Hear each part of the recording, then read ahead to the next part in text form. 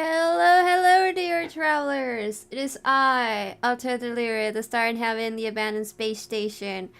And today, we are fucking gunning for it. We are finishing the entirety of Stellifier today.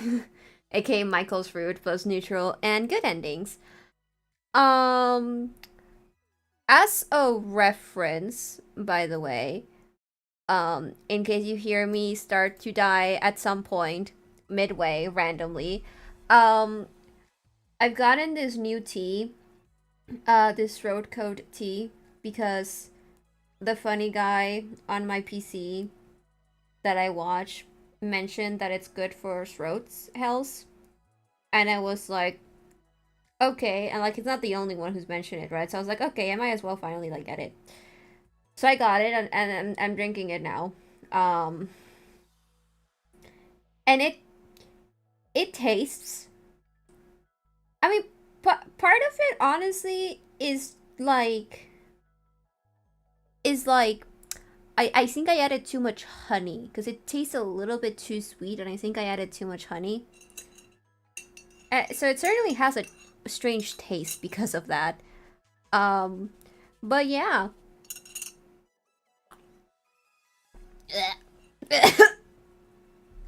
It's fine though. Oh,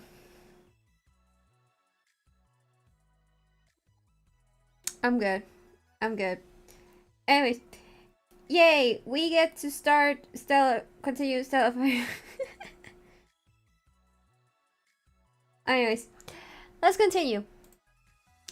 Well, this is easy. Outing with Mikael. Michael. I don't call him Mikael. I don't know. Call him Mikael. I don't know. I'm gonna go with checking with Peralt because it's a question mark, so it has a higher chance of giving us Michael stuff. Hopefully. Yippee.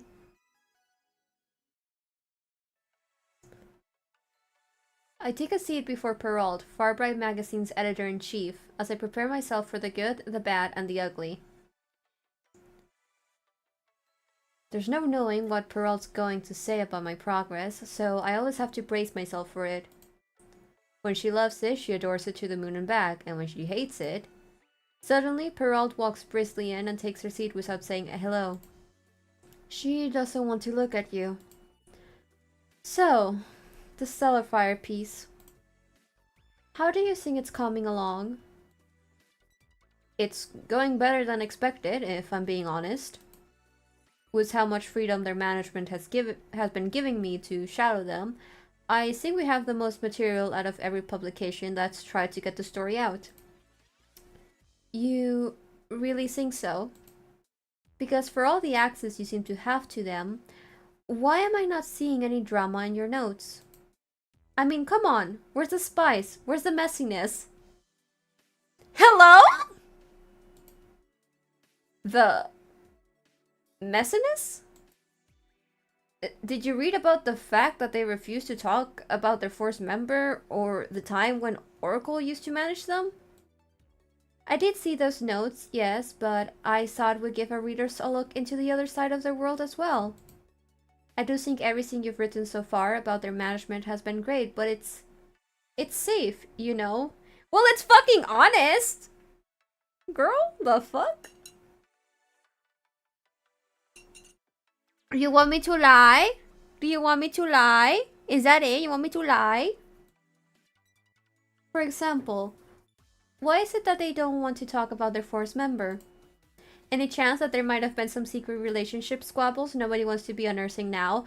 Okay, well, me personally, I too would hate to talk about fucking Chris.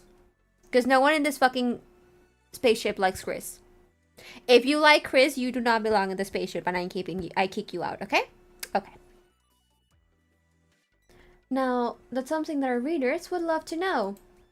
From the moment Peralta called me here, I had a feeling this was where this meeting was going to go. I can say that I'm surprised, but this doesn't make it any less uncomfortable. You're seeing where we're coming from, right? For all the secrecy these idols have to bound themselves to over the years, there's got to be some webs for you to tangle yourself into. Yeah, no. Since when did we become a gossip column? I wasn't aware of when we made the switch. Oh, don't give me that. It'd only be gossip if that's all we chose to focus on in this piece. It's the only thing people would be focusing on! What we're doing is trying to get the complete picture. We just started, I'm getting pissed off. We just started and I'm getting pissed off. If you track one of those secret relationships down the pipeline, soon you'll start to figure out who the other key players were. Most of them also probably found ways to cover for each other. At that point, it sounds like we'll be stuck only covering their past, not the present. Well, what about their current relationships? You can look into those too. All I'm asking for is a little touch of scandal. Just enough to make people understand that these three aren't here to pick up their squeaky clean acts where they left off. Well, if they have squeaky clean acts, then what else do you want me to do about that?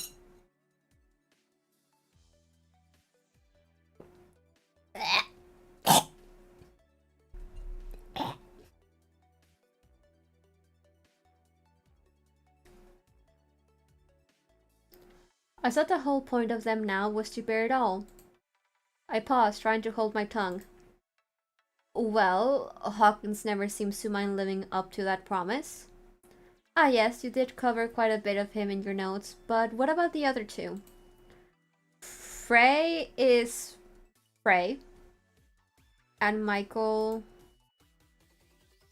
My thoughts drove straight through them, stirring something else within me that I surely won't say in front of her.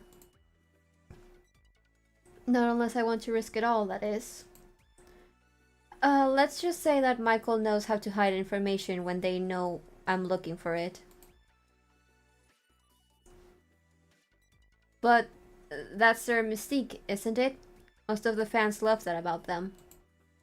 I'm sure they do, but doesn't that make them sound like more of an idea than a person? The point of this piece is to show the world that this trio couldn't be more like the public. That we're also 8 minutes in, and I also cannot speak properly. The point of this piece is to show the world that this trio couldn't be more like the public if they even tried to hide it. When it comes to Michael, they want their privacy. Isn't that enough proof that they want something that they all want too? That's how I've come to understand why they put all these walls. So what you're telling me is that you haven't pushed them hard enough.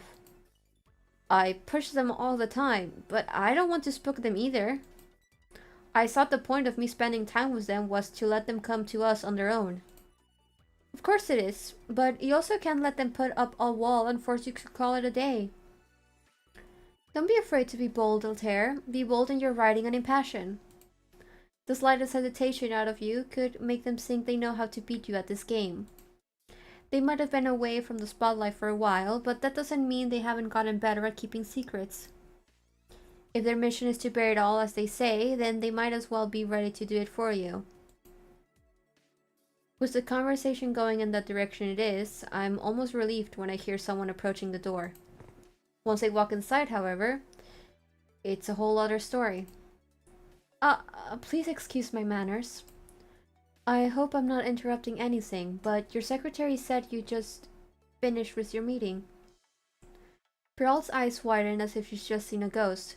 A rather handsome ghost. Yeah, okay.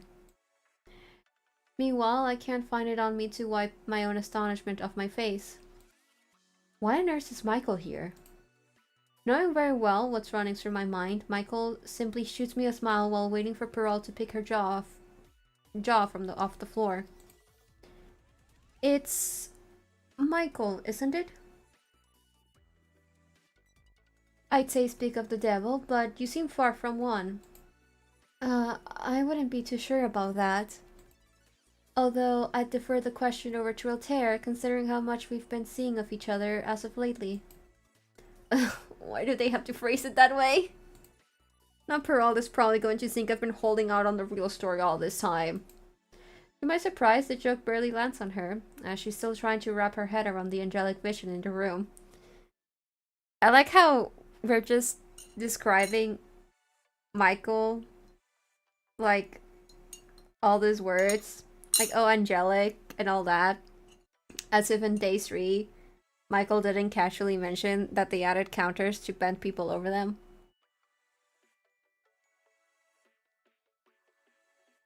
Oh, it tastes so bad.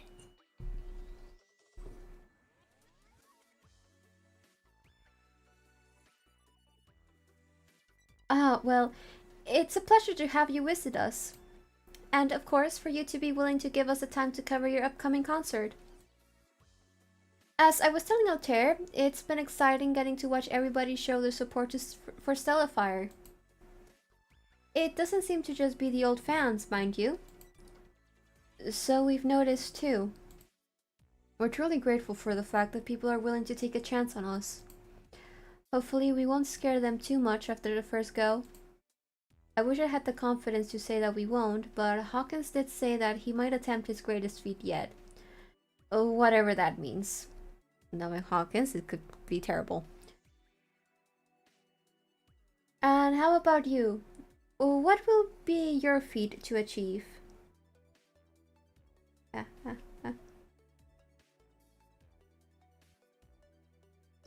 Sorry, I'm fucking... Ah! 1 second, sorry, I'm trying very hard not to spill stuff. 1 sec.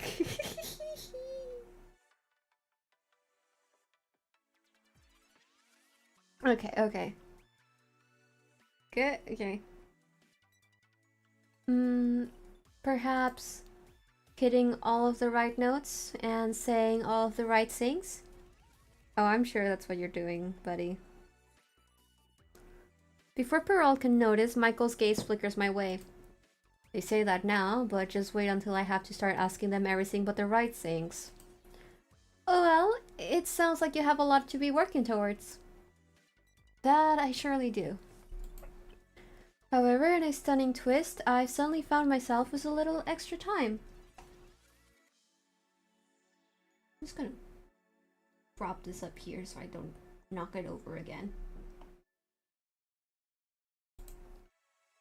That's why I was wondering if I might find Altair here. You came here for him? For an interview, yes. If he will have me. Oh, I'm sure that's what you want. I'm sure an interview is all that you want, buddy. Now this is news to me. I'm almost willing to think that Perrault knew about this before the meeting, but that means having to completely underestimate Michael. Their penchant for trying to be 3 steps ahead of me is showing again, and today it's in front of my own boss. At this point, she's not even going to hesitate letting them get their way, is she? Just as I suspect, Perrault doesn't waste time giving them the go. Of course, Altair has the time for you. In fact, we were just talking about how beneficial it'd be for him to get a few more questions in. You know, just the usual. Before I know it, Perrault immediately starts ushering the both of us to the door together. You two can take any empty room you like. I'll make sure nobody disrupts you two, so take as long as you both need. I strive to keep my composure as we make our way to the first spare office we can find. I can't help it if Perrault sounds more like she's giving us her blessing before our wedding night. Okay. Judging by that smirk on Michael's face, they're not about thinking the same thing. By the time we shut the door behind us, I only have an awkward smile to offer them. So, did you really come all this way for an interview? You really don't think I just lied to your boss, do you? I would definitely hope not. I'm just surprised you didn't wait for me to come barging into the studio as usual. I thought today called for a more intimate setting, if you will. You've been diligently coming to my side of the world, and yet this is the first time I've gotten the chance to see yours. I thought you've sat through enough interviews to know that this place isn't anything special. But you weren't the one conducting those interviews. I've since learned how that factor alone makes a world of a difference. Well then, shall we get started? I take my seat, but already I'm wishing I'd make more time to think over my questions. The only ones currently brewing in my head are the ones Perrault had suggested earlier. Even then, I still need to figure out how to come out and ask him about it. Alright then, let me see if this is the question I want to start with. Michael leans in an inviting manner, resting their hand inches from my own. Buddy, personal space, personal space, personal space. We are in a work setting. We are in a work setting.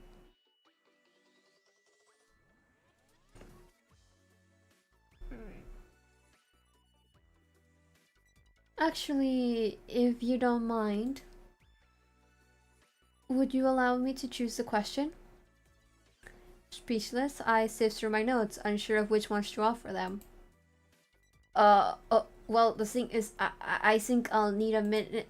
That won't be necessary anymore, as I'll be the one conducting this interview now.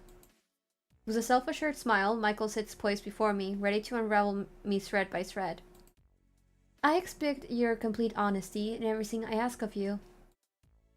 So, let's start with question 1.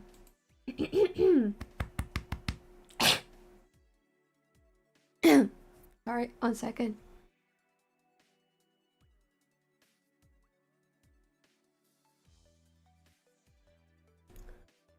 What can you tell me about your past relationships? Well, other than already dating Frey and Hawkins in another timeline? You know what? I think this Altair is a fail boy.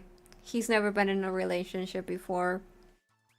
He was too locked in school. He never went into a relationship or anything like that. He locked in, and he locked in hard, and he just never was like, dating. What is that? Do I look like I have the time to date? Considering how naturally radiant you look on a daily basis, you tell me. Okay, boy. I've never been one to solely put an emphasis on the initial attraction, much less assume that someone's looks defines their ability or not. Oh, I need to repeat that actually. I need to clean my glasses. We're having a moment right now in stream. It's okay. It's been a while since we've had any scuff in stream, and I think it's about time we had some scuff again. You know, like, to keep things fresh, we need scuff. We need to have some scuff to keep things fresh. Perfect, I can see again. I've never been one to solely put an emphasis on the initial attraction, much less assume that someone's looks defines their availability or not. This can't possibly be how you're about to find out about my lack of dating history. Michael sits back in their seat, pleasantly surprised. Oh? You too? Now it's my turn to sit up in my seat, succumbing to a shock of my own. Did I really just get my answer? And in one go, too? Is that true? That you've never... Well, I've had some experiences before, but primarily out of curiosity. I'm sure you must also have been the type to tell people that you simply lack the time for it. Maybe you've even turned down offers to have friends set you up on a blind date, I feel like that must have also happened to me before. When one of my close friends got her first serious boyfriend, she'd keep trying to fix me up with all of his friends because she was afraid I'd end up alone. That had to have been both cute and infuriating at the same time. Hawkins does the same thing to me all the time, if I'm being honest. Of course he does. Ray usually has to be the one to remind him that I'd never go out with someone just because he says so. Although sometimes I wonder if he only does it just to get me out of his mind. Okay, Michael! Michael really said, Hawkins has a crush on me and I know it's obvious. Like, okay, buddy.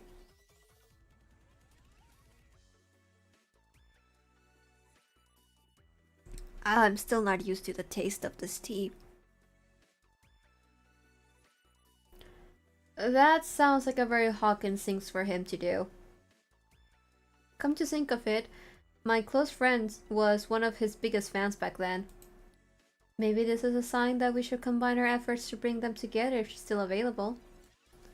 At least then, we won't be forced by our friends to choose anybody else but each other. Pause. Pause. Pause. Despite my attempt to seize back my interview, Michael still holds the scepter. They linger between questions, knowing well that my anticipation is already at its brink. Question 2, the last question of the day. What would you do if I tried to kiss you someday?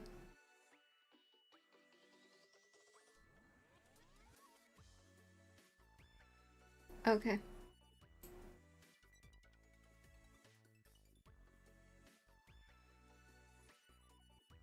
Yeah. Yeah. Yeah, yeah. Yeah, no one can stop me. One look is all it takes to know that this isn't some silly game between us anymore.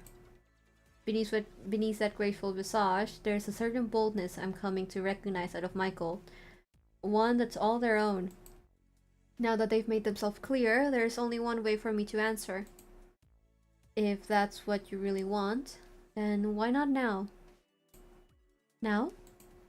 Michael can barely contain their delight as I raise my gaze to them, revealing how serious I truly am about my offer.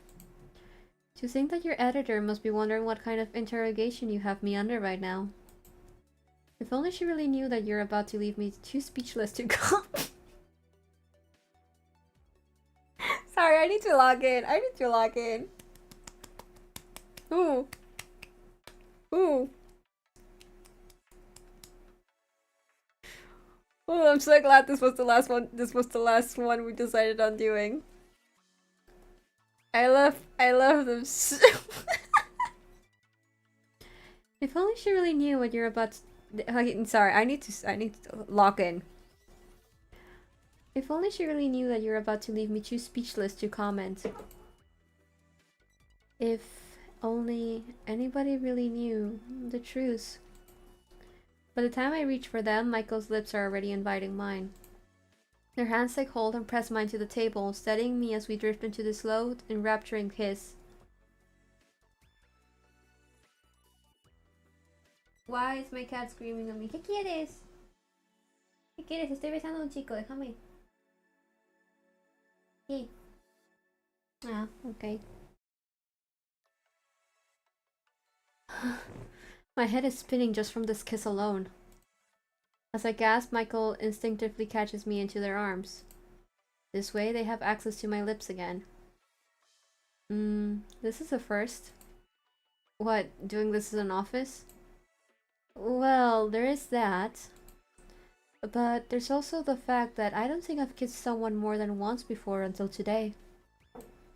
I've kissed you twice just now, but if you ask me, I don't want to stop just twice or even 3 times. I quickly begin to lose count of how many kisses Michael places down my neck, each bringing me to another resounding... Okay. Y'all are in an office! It takes everything in me to muffle my voice in case these walls turn out to be paper thin. Yet for every time I try to hide it, Michael strives to tease me further. As if helped by an angel, Michael finally Sorry, I'm stuttering. Sorry, I'm losing it. As if helped by an angel, Michael finally presses me close to their heart. Shh, it's alright.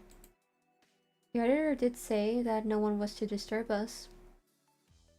I'm pretty sure she meant that, hoping I would have found out something salacious about you. In a way, you did get that just now, didn't you? Only that I don't know if you'll be choosing to write about this. Not unless I plan on turning it into fanfiction, that is. In that case, I just hope Hawkins doesn't find it. Nor anybody else for that matter. Honestly, I don't want anyone taking away this moment from us. Oh, they pout! Oh, they pout! I love how Michael was a menace like 5 seconds ago, and now I'm like, oh, they pout. Oh. Oh. Losing my mind over a man. Who am I? Actually, well, Michael doesn't count. I can lose my mind over Michael. Michael's non-binary. I can lose my mind over them. So I am not losing my mind over a man, actually. Maybe I don't know what comes after the second or third kiss, but I'm willing to find out with you. Stop! You can't be cute after the fucking menace you were a second ago. As long as we can keep this to ourselves for as long as we can. Now that I'm in Michael's arms, I keep hearing Perel's words echo in my mind. Be bold in your writing and in passion. In that case, I'll continue to be bold in both things today.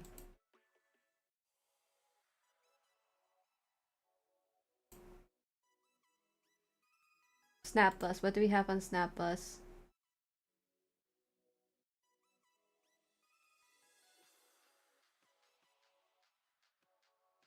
From Hawkins.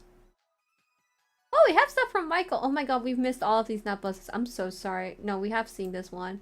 We did see this one. Oh!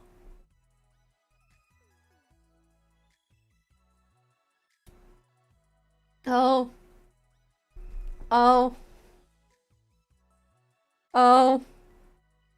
Oh. I'm so sorry for the microphone spike.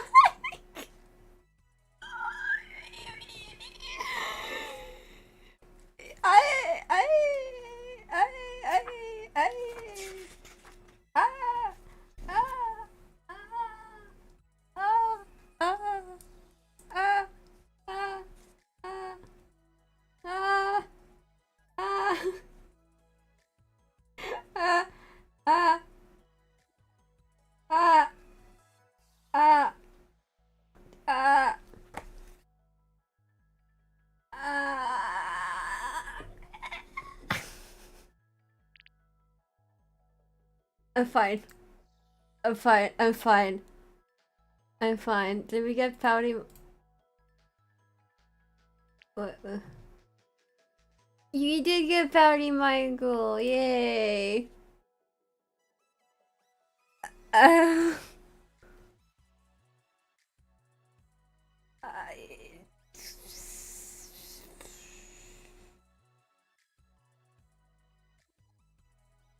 okay. Okay. Okay. Despite the endless storms of press events and rehearsals, the fact that Michael can find the time to bring me to the Hamlin village almost seems magical. It's a busy day here in the village, especially with it being a tourist spot and all. But a surprising turn of events, for once Michael doesn't seem fazed by the crowd. Then again, they're doing a good job keeping a low profile. Out of the three of them, Michael is never one to be without some kind of disguise. I need to sip my tea. And try not to throw up. I think it's just that I added too much honey. Because it tastes like way too sweet.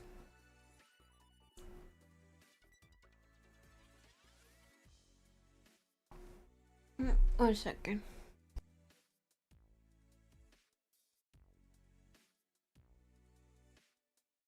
Okay, sorry, I had to stretch. I read that one. At least today, the mask they're wearing doesn't cover all of their best features. Together, we walk towards the main pavilion, our hands almost touching. I need to be careful about any watchful eyes around, although I like nothing more than to stay close by. It's not until Michael stops in their tracks when I notice they've been waiting for something all this time. It seems that we might be early. Early? For what? I look around and all of the stores are quite open with lights twinkling above their signs. What could we possibly early for when it's already getting late? Have some patience and then you'll see. Just a little longer, perhaps in 5, 4, 3, 2... With a delicate snap of their fingers, a chorus of lights immediately flicker right in the middle of the square we're in. Whoa, like magic. Are you sure you're more than just an idol? Maybe a wizard, perhaps? If I was a wizard, then I'm quite sure I would have tried to see into my own future by now. Even if they told me I'd be mad for doing so. Why would you like to look so far ahead? One could say that I'm not a fan of terrible surprises. However, if the surprise happens to be on the sweeter side, then I might just have to make an exception. With a sweet smile of their own, Michael takes a moment to step between the lights, letting them twinkle all around us. Watching them spin in circles, taking in the festive night all around us, I'm barely able to hold back my smile. I like the second option a bit more, so I'm gonna go with that one. Just look at them basking under these lights, their soul uninterrupted, and maybe even free for once. There's something so innocent about Michael in this moment, yet so alluring, like a gift I'm slowly unwrapping and savoring every minute of it. So, is this everything you've ever wanted? Still spinning, Michael can't help but chuckle at me. It's almost everything, if you can believe it.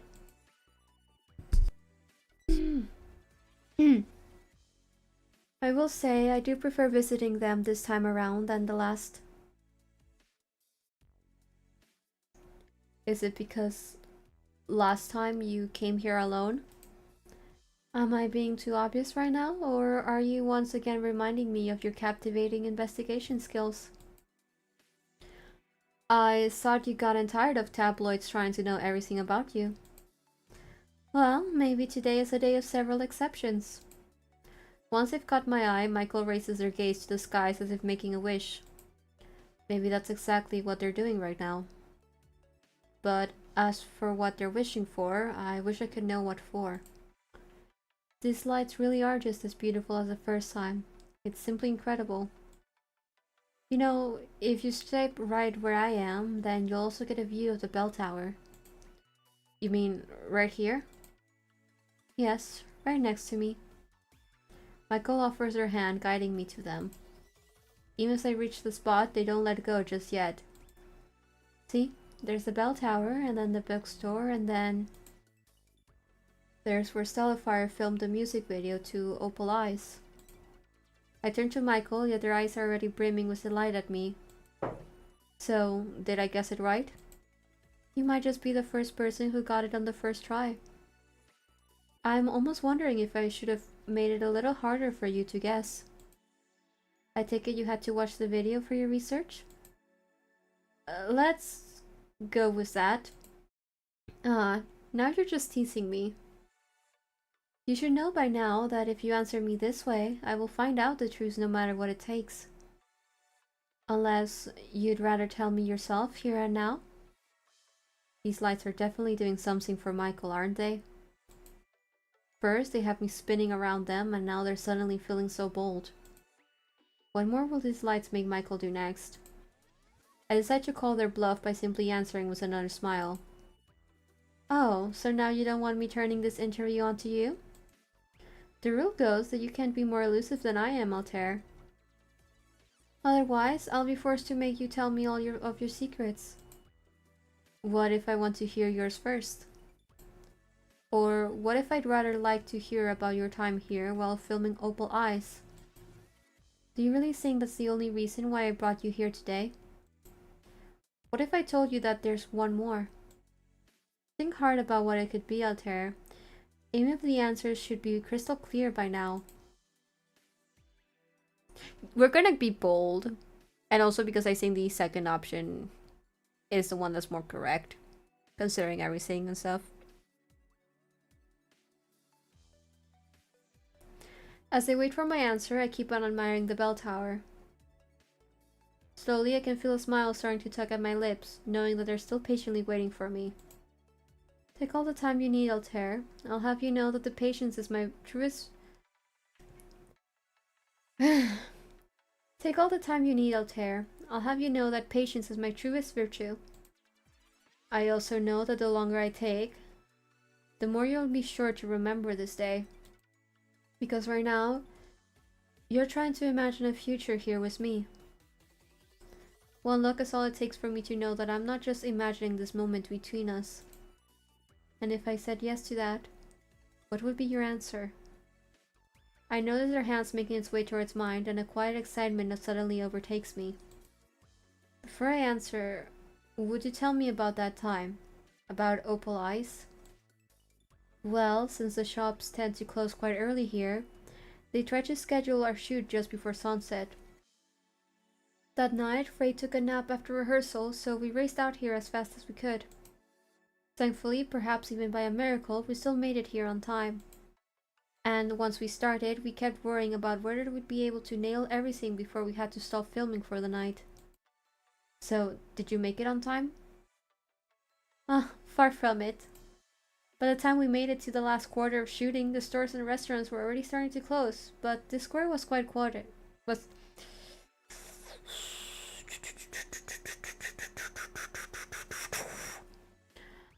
By the time we made it to the last quarter of shooting, the stores and restaurants were already starting to close, but this square was quite crowded. We kept telling them to just postpone the shoot to another day, but of course, they weren't going to budge. So, there we were, having to soon perform in this open square before this large, unsuspecting crowd under these lights, and it was terrifying. Despite saying that, Michael merely chuckles to themselves at the memory. Compared to where we'll be performing soon, that crowds would probably only make up a small section or some rows at the very least. But back then, any live performance was downright daunting. The only thing that kept me from losing my nerve then and there were these lights. Okay, hold on, I'm almost done with the tea. Let me just finish it.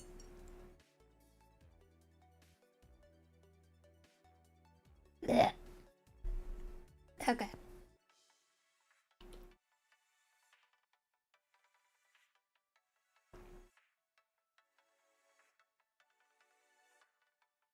Like, has a bit of a medicinal taste, which makes sense considering what it's for. But I hate to admit it, I kind of am noticing that it is helping. The only thing that kept me from losing my nerve then and there were these lights. These bright, twinkling lights, acting as a beacon for my soul. Somehow, watching them under the night skies makes everything so crystal clear to me. They're still that same beacon, aren't they? That crowd really loved us. All those little doubts we'd held about ourselves up until then had simply faded into the wind. It was the first time we'd ever stopped to actually consider what we'd really done by creating Stellifier. We weren't just four musicians looking to make a couple songs here and there. Together, we wanted to create an experience. All of you? You mean, including Chris? At that time, he was just as new and bright-eyed at the idea of what this would lead to. I'm sure now, if anyone asks him, he'll probably say that this was the moment when he knew he was wasting his time being put into the wrong group. He can deny it all he wants though, because none of us were that good at hiding our true feelings then. It wasn't until a year later when that would all change. ¿Qué quieres?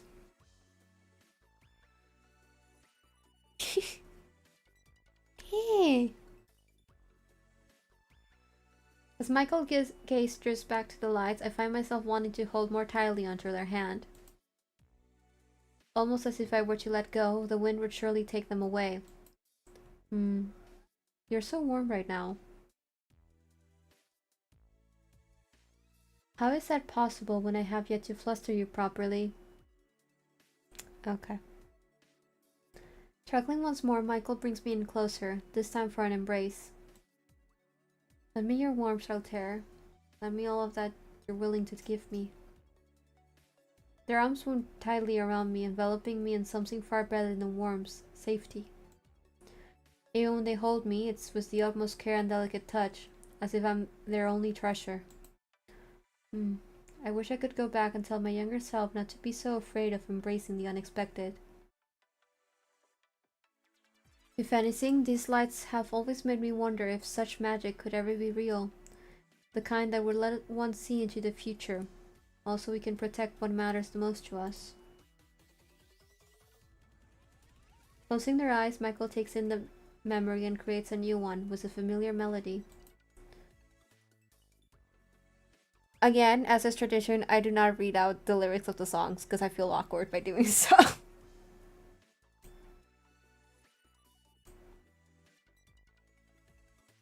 So how's everyone doing? Michael's singing a tune for us and we're just like nodding along. Their voice pierced the wind, echoing across the square. Soon the shoppers stopped to listen.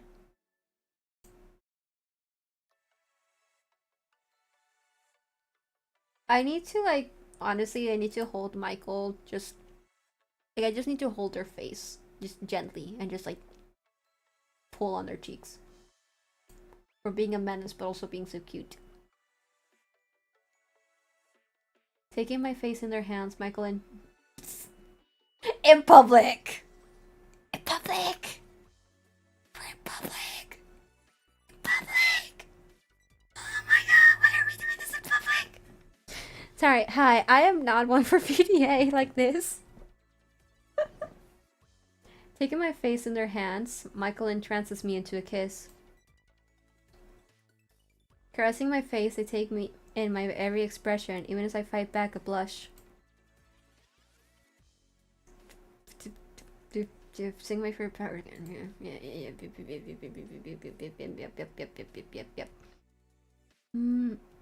Is that the look of someone who's about to tell me that Opal Eyes is their favorite song?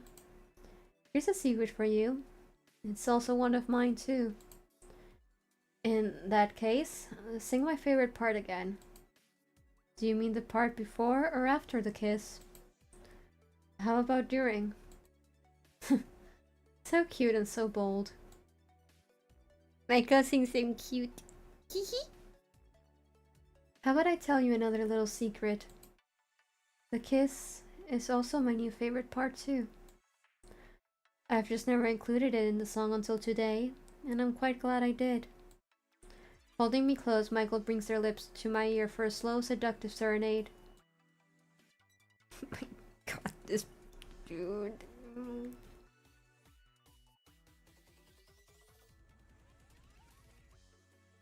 Tossing the lyrics aside, Michael leans in for a deeper kiss this time. One that I feel all the way down my body. That delicate The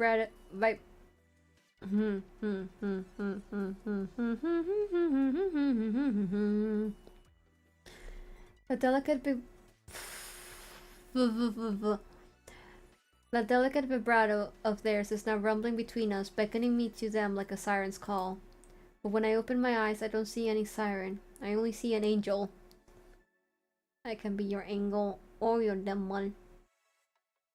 Michael, your voice is so perfect.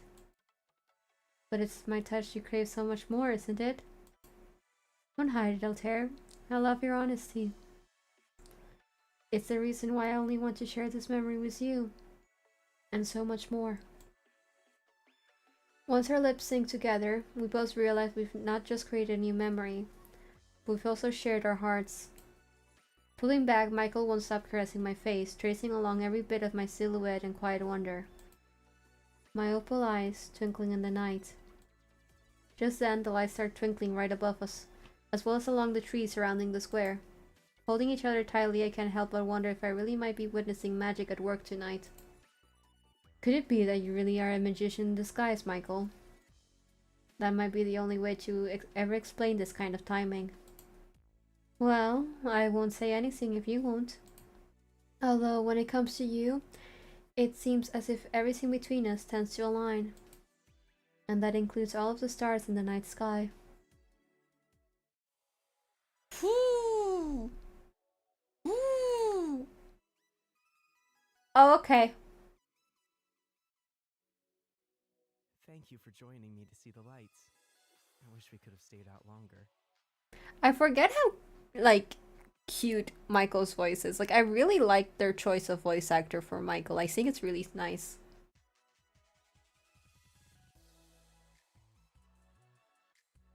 Perhaps next time, we can watch the stars together all night. I'm not doing the second option. My dear journalist, I wish I could just kiss you right now. Okay. We don't have any new insanity in Snap Plus, right? No, okay. Okay, good thing it was on this one, because if it was on the third one, I would have actually screamed. Because I still remember what's there and making me lose it. Oh, their little surprise face is so cute.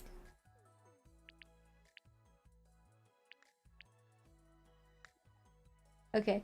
Also, very quick BRB. Once very quick second, okay? I'll be right back. Give me like a minute.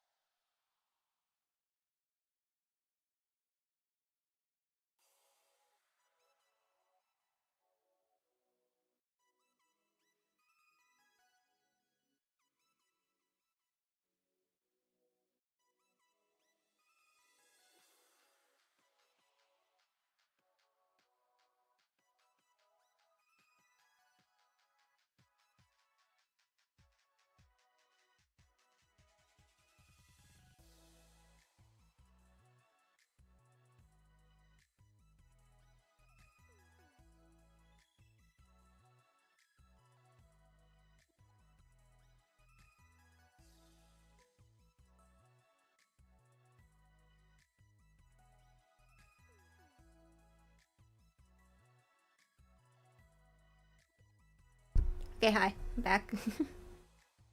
Sorry, I was just putting away my tea. My cup, actually, I meant. So I was like, I should take this this moment to do that. Um hmm.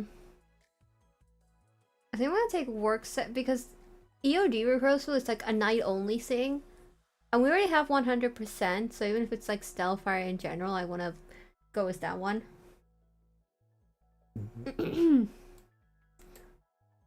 obviously we take Michael because we take the work session because Michael's there.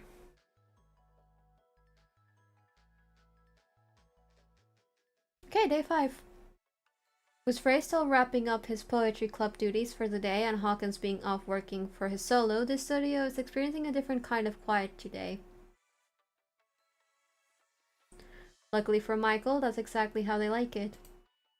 I'm the only other person here, albeit busy transcribing some of my notes from their past interviews. As much as I always like a front row seat to watch Michael rehearse, I can tell that today is one of those days where they need to focus. After all, this place can only stay quiet for so long. Sitting near the sound booths, I hear them scribbling notes before muttering the lyrics to themselves once more.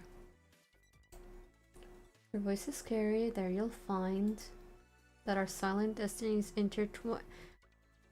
No. I need to hold that note there. After some more furious scribbling, Michael picks up where they left off. Alright, let's try this again. Your voice is scary, there you'll find our silent not densities, it's destinies. Me. This was me during the Medusa Masquerade. I kept saying tons instead of tones, and I kept fucking up the pacing because of that. I was like, why can't I get it? And I was like, hold on, I'm saying tons instead of tones. This better not become a recurring mistake. Maybe it's just that they always seem so composed, but Michael's frustrated voice is too many things for. Oh, damn! You're embarrassing me! You're embarrassing me! Oh, why would you say that? No, no. No. Between the sudden raspiness in their voice and those deft fingers scanning their sheets. How am I supposed to focus like this? I quietly turn around, hoping to sneak a peek of them. Once I notice that they're about to start rehearsing again, I take it as a sign to get back to work. Even then, I'm still listening. 1, 2, 3. Where voices carry, there you'll find our silent destinies intertwined with lights and echoes. A love so fragile, so worthy of infinity, has been foretold to stoke my desire. At that last line, I turn to look at them once more. Yet Michael is already staring back at me. Did that not sound right to you either? I don't want. No, the first one's mean. I don't want to do that. I'm going with the second one. You could just tell me if you want an audience, Michael. As grand as that be, you're still working on your notes. What kind of person would I be to ask you to drop everything just for me? What if I listened to you after I finished my work? Then I might permit that. Okay. Just let me get this done then. Feeling bold, I decide to do one last sweep of my notes before swiftly closing my laptop. Alright, I'm done for the hour. So, do you still need an audience? Why are you being so cute all of a sudden? I suppose you've always been quite cute, but there's just something about you today. Once they start descending into their muttering, that's when I know that's what's really going on in their mind. I'm gonna get kicked out for distracting Michael.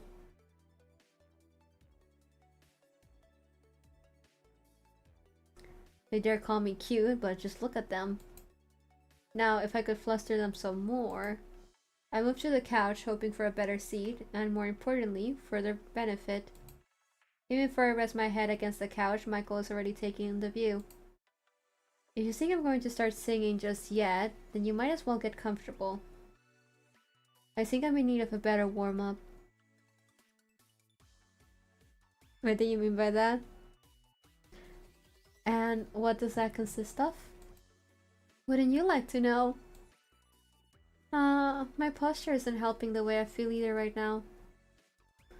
I should also relax my jaw a little more while I'm at it. I should also relax my jaw. I need to stop clenching my jaw, and yet here I am. Tossing their pen aside, Michael tosses their head back and starts rubbing at their jaw. Their fingers work in small circles, eliciting a short sigh of relief from their lips. That feels good. You're embarrassing me. There's no way I'm getting anything else done at this point. I'm surprised Michael is even attempting to rehearse their solo once again. What if I do want your feedback on something? Finally caving in, Michael brings their lyrics over to me on the couch.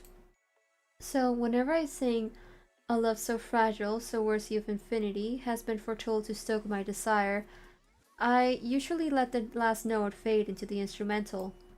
The thing is, I've noticed that both Frey and Hawkins will growl into the same note instead. And now you're wondering if you should do the same as them. Do you think it's worth trying it? There's a questioning in his voice that is so unlike Michael. Well, I guess you could, but why don't you like the way you're singing it now? I was only wondering if we should be consistent. It's usually never been a concern for me, as I tend to sing in the higher octave from them. But still, I want it to be perfect. So that's what this is really about. It almost sounds as if they haven't even run this by Frey or Hawkins, but why not? I suppose I could try it out and see if it suits my voice. Although, to be honest, there's a reasons why I've never tried it before. Are you sure that this is a good idea then? I'd be lying if I said I was entirely confident about the way I've been performing it as it is. Arden usually has no notes for me, but sometimes I wonder if I'd be less anxious if he actually did. Well then, shall I give it a try? Then you can tell me which one sounds far more pleasing. I'm all ears.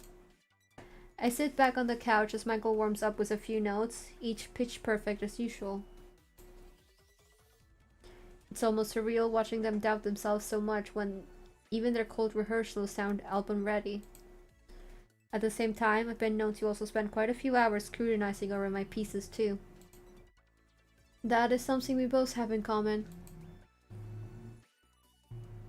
God forbid I have a Stellifier stream where my nose doesn't get itchy. What is up with Stellifier streams and my nose getting itchy? Because it's only with the Stellifier streams. After a few more breaths, Michael finally turns to me, eyes locked in on mine. Are you ready? As long as you are. The tension is palpable as Michael does a slow countdown, their bodies swaying to an invisible rhythm when suddenly... Her voices carry, there you'll find. Her silent destinies intertwined with lights and echoes. A love so fragile, so worthy of infinity, has been foretold to stroke my desire. This is why I don't fucking read the lyrics. Their angelic voice reverberates across these walls, so light and free. Each note is so delicate and refined, and most of all, they're passionate. Lost in melody, Michael tosses her head back and sings towards the heavens beyond this office. I love this so much, it's so cute.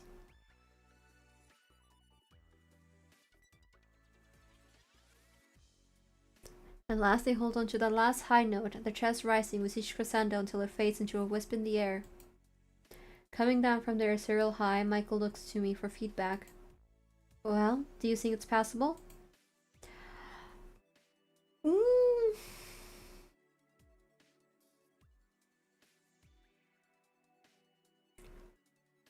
Well, the first one sounds nice. Michael did just tell us that like the lack of getting any notes for their singing kind of is causing the issue they're having right now. So I feel like the second option would be better because of that. As speechless as I am, I finally managed to read my own calm. Well, not that that wasn't short of incredible, but you could use a little more fire.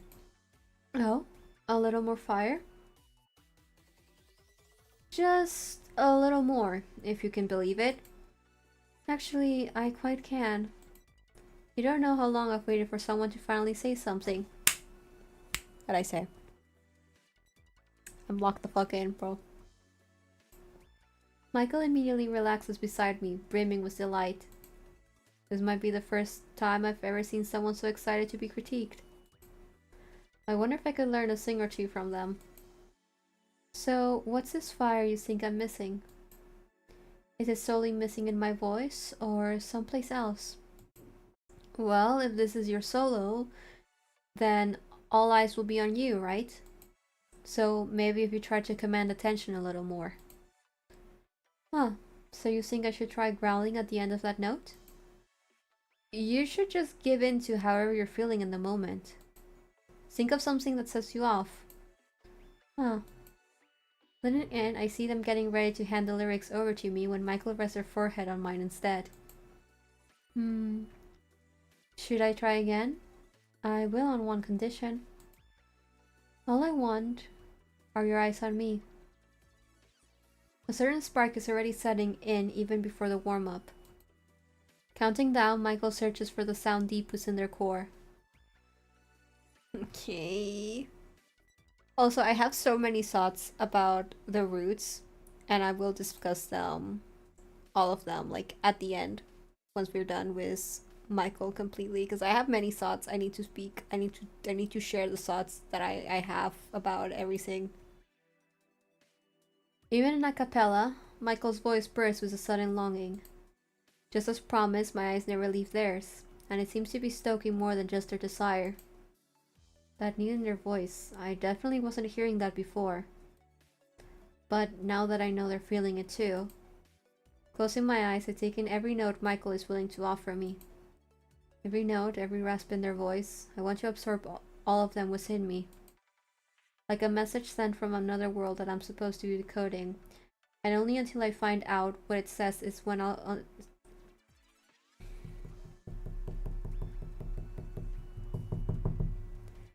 Like a message sent from another world that I'm supposed to be decoding. And only until I find out what it says is when I'll unseal the last chamber of their heart.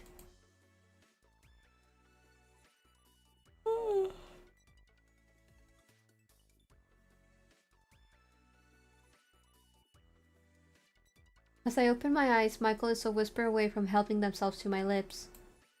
I then recognize the hesitation in their eyes, so I cup a hand to their face and let them in on a melody of my own. Okay, I am obligated to read this part, unfortunately.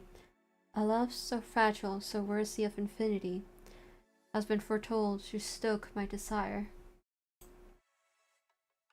You're my fire, Altair. With that, Michael lets their last note ring into the air before pinning me to the sofa. Oh, okay. Okay.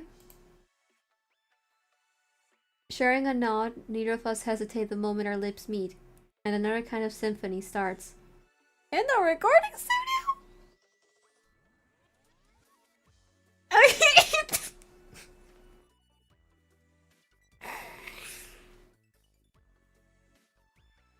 I need a moment.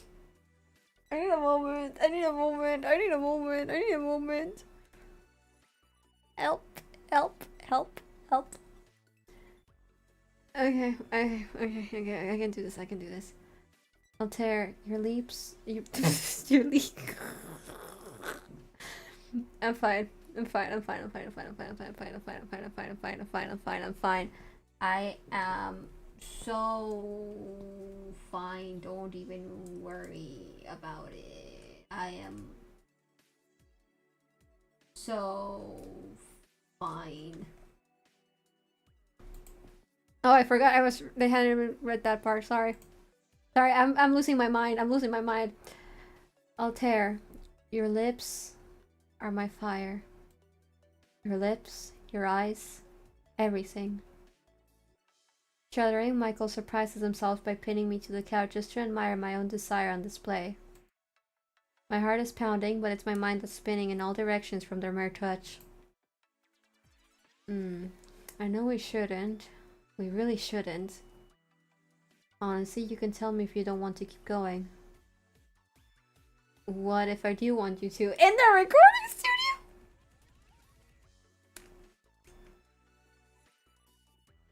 There's gotta be a fanfic about this somewhere else. Someone's gonna have to written a fanfic with this kind of premise before. I just know someone has. And I support them greatly. I just need them to give me the link. Sorry, what? Who said that? Then, you're only going to make it harder for me to stop. The one who's stoking this fire inside of me right now is you. All I have to do is close my eyes and imagine you there. And the melody comes flowing out of me as if it's always meant to be. Tracing my face, Michael looms over me, considering all of the possibilities until settling upon another kiss. I know we don't have much time, so just once more. Will once be enough for you? Now that I know what I can do while you're here with me, most likely not. Still, I want to chase every last second we have left. Why did you say it like that? I don't like it when they say like, oh, the last second we have. I don't like it when they say stuff like that. It's never amounted to good things in the other routes. Every spark, every... At once the door swings open. What did I say? At once the door swings open. Oi, are you ready for rehearsal now? Whoa, your highness! Both Michael and I instantly pull apart as we realize dependent on it. Panting, we both turn to Hawkins, but he's already cackling his way back to the door. Never mind, your highness. Feel free to carry on. Hawkins, wait! Are you sure you want me to do that? Believe me, I've been there. You do not want to try rehearsing while you're hot and bothered. Why? Hi, Hawkins. I miss you, buddy. Well, I think we were just about done for now. There is a cat on my desk, making it so I cannot see the screen. Right, Altair? Mortified, I push myself to nod back. Once Michael notices my expression, they immediately sigh into their hands. Oh god, what have we done? This cat is shoving her tail into my face. What are you doing? No, deja eso. Ay, Dios mío. Después, ¿qué haces?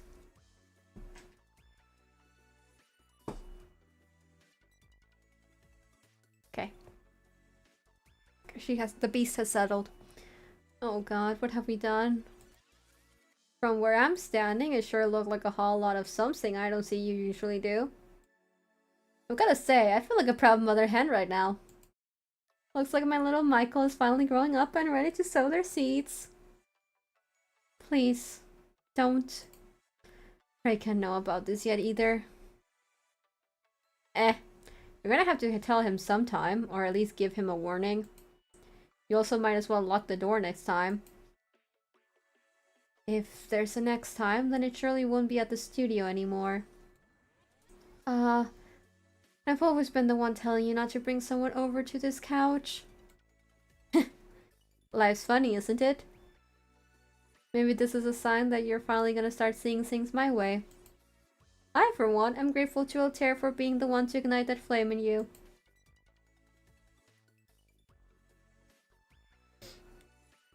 And if you two want to come by here before the concert to get a little fire started again, then you just say the word. You just say the word, and I'll cover. That won't be necessary, Hawkins. Really, please. I'm already embarrassed as it is. Not with you, Altair.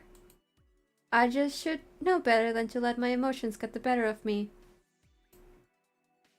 Or you should just embrace your little devilish side like me. Just saying. Shall I let you two wrap things up then? You can always meet me next door once you're both done. We'll only need a minute. In that case, take two. Just so you can sneak in a smooch before we're back to concert business. Before leaving, Hawkins thanks me with a wink. Finally, somebody had to uncage the beast within. I heard that, Hawkins. Just embrace it. At least do it for Altair. Once Hawkins shuts the door, Michael sinks back down to lament on the couch. Forgive me, Altair. I really don't know what came over me. That said, I don't regret what we did. I'm sure that's not what I'm supposed to say after a situation like this, but I can't hide the truth from you. Then don't, Michael. It takes two to kiss, remember? Even so... Listen. If Hawkins isn't a menace in every single route, then is he really Hawkins? Like, if he is not a menace in every single route that he's in, then is he really Hawkins? You know? Even so, we should consider finding another place to do this again. Honestly, there's so many things I should have thought about before. I thought you said you didn't regret this. Not your kiss, I don't. Nor how you make me feel. But with everything going on, I can't ignore what this could entail. And what you truly deserve beyond all this. As it is, I still have yet to make sense out of the person I was just now. Do you think all this means that I really am turning into Hawkins? I'm gonna go with the second one because I think it's funny. Somehow, I don't think that's how it works. If anything, all this just makes you one versatile angel. An angel, From where I'm sitting, I believe you're the one who's arrived bearing wings made of hope and light. And from where I'm sitting, you're the one who must have... no, I better not say it. Wait, what is it that you want to say? Is it something forbidden? There's the menace! Actually, it's just cringe. Especially coming from a writer. Chuckling, Michael gently brings my hands away from my face. Don't be like that. I want to hear it, no matter how cringe it is.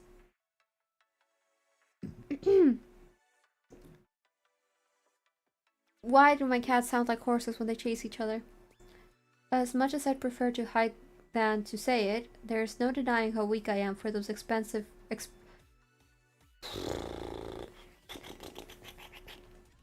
As much as I prefer to hide than to say it, there's no denying how weak I am for those expressive golden eyes. Okay, fine. I was going to say that you're the one who must have fallen straight from the heavens. There, see? I'm sure it's a line you must have heard plenty of times before. On the contrary, this is the first time I've heard it from someone as precious as you. So, don't worry. Your secret will always stay safe with me. In fact, I might just want to see more of it. And many more sides of you, too. Before heading for the door, Michael takes me aside, pressing a small kiss to my forehead. Will you come watch me rehearse? I probably won't be able to ask you to kiss me before I have to sing again. But just by closing my eyes and remembering your lips, I just might be able to achieve the impossible. I have so many thoughts I need to say. But I'm gonna wait until the end of the route. And then I'll say it. And then I'll say all my insane thoughts that I'm having. I know we just saw each other, but I want to kiss you again. Hey. Yeah. I hope we can spend some time together tonight, or perhaps spend the entire night together.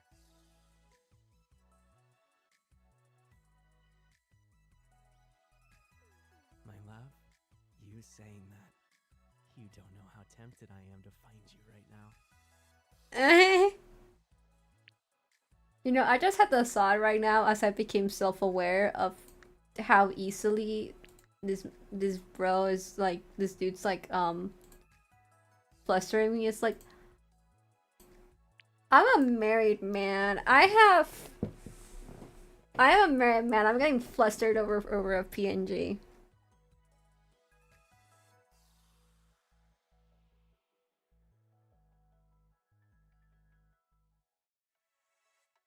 Waiting by the studio door, I can hear them starting to wrap up their rehearsal. This session has to be one of the longest for them, but they only have so much time left. In the blink of an eye, they'll find themselves running through these exact moves on a brighter stage than their cramped up studio. As soon as I hear shuffling, I'm expecting for all of them to make their way to the door. Yet, at once, only Hawkins and Frey come panting out. God, what a bloody rush.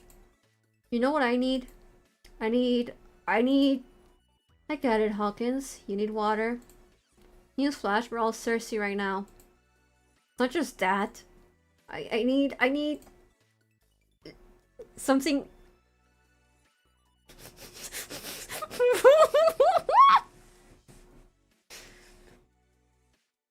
Something hot and steamy to make me forget how far I was arching my back just now. At least now you know what it's like having a fling with yourself.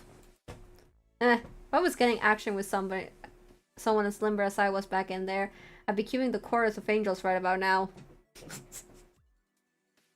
Thank you, Hawkins. Very cool, Hawkins. Much appreciated, Hawkins. You know what we all really need, though? Don't say it. Oh, you know what I'm about to say. We need the biggest car brush known in existence. Preferably from the Hamel village. I'm thinking of chicken pie, or maybe beef. Or maybe everything off the menu at this point. Arden's still treating us for dinner tonight, right?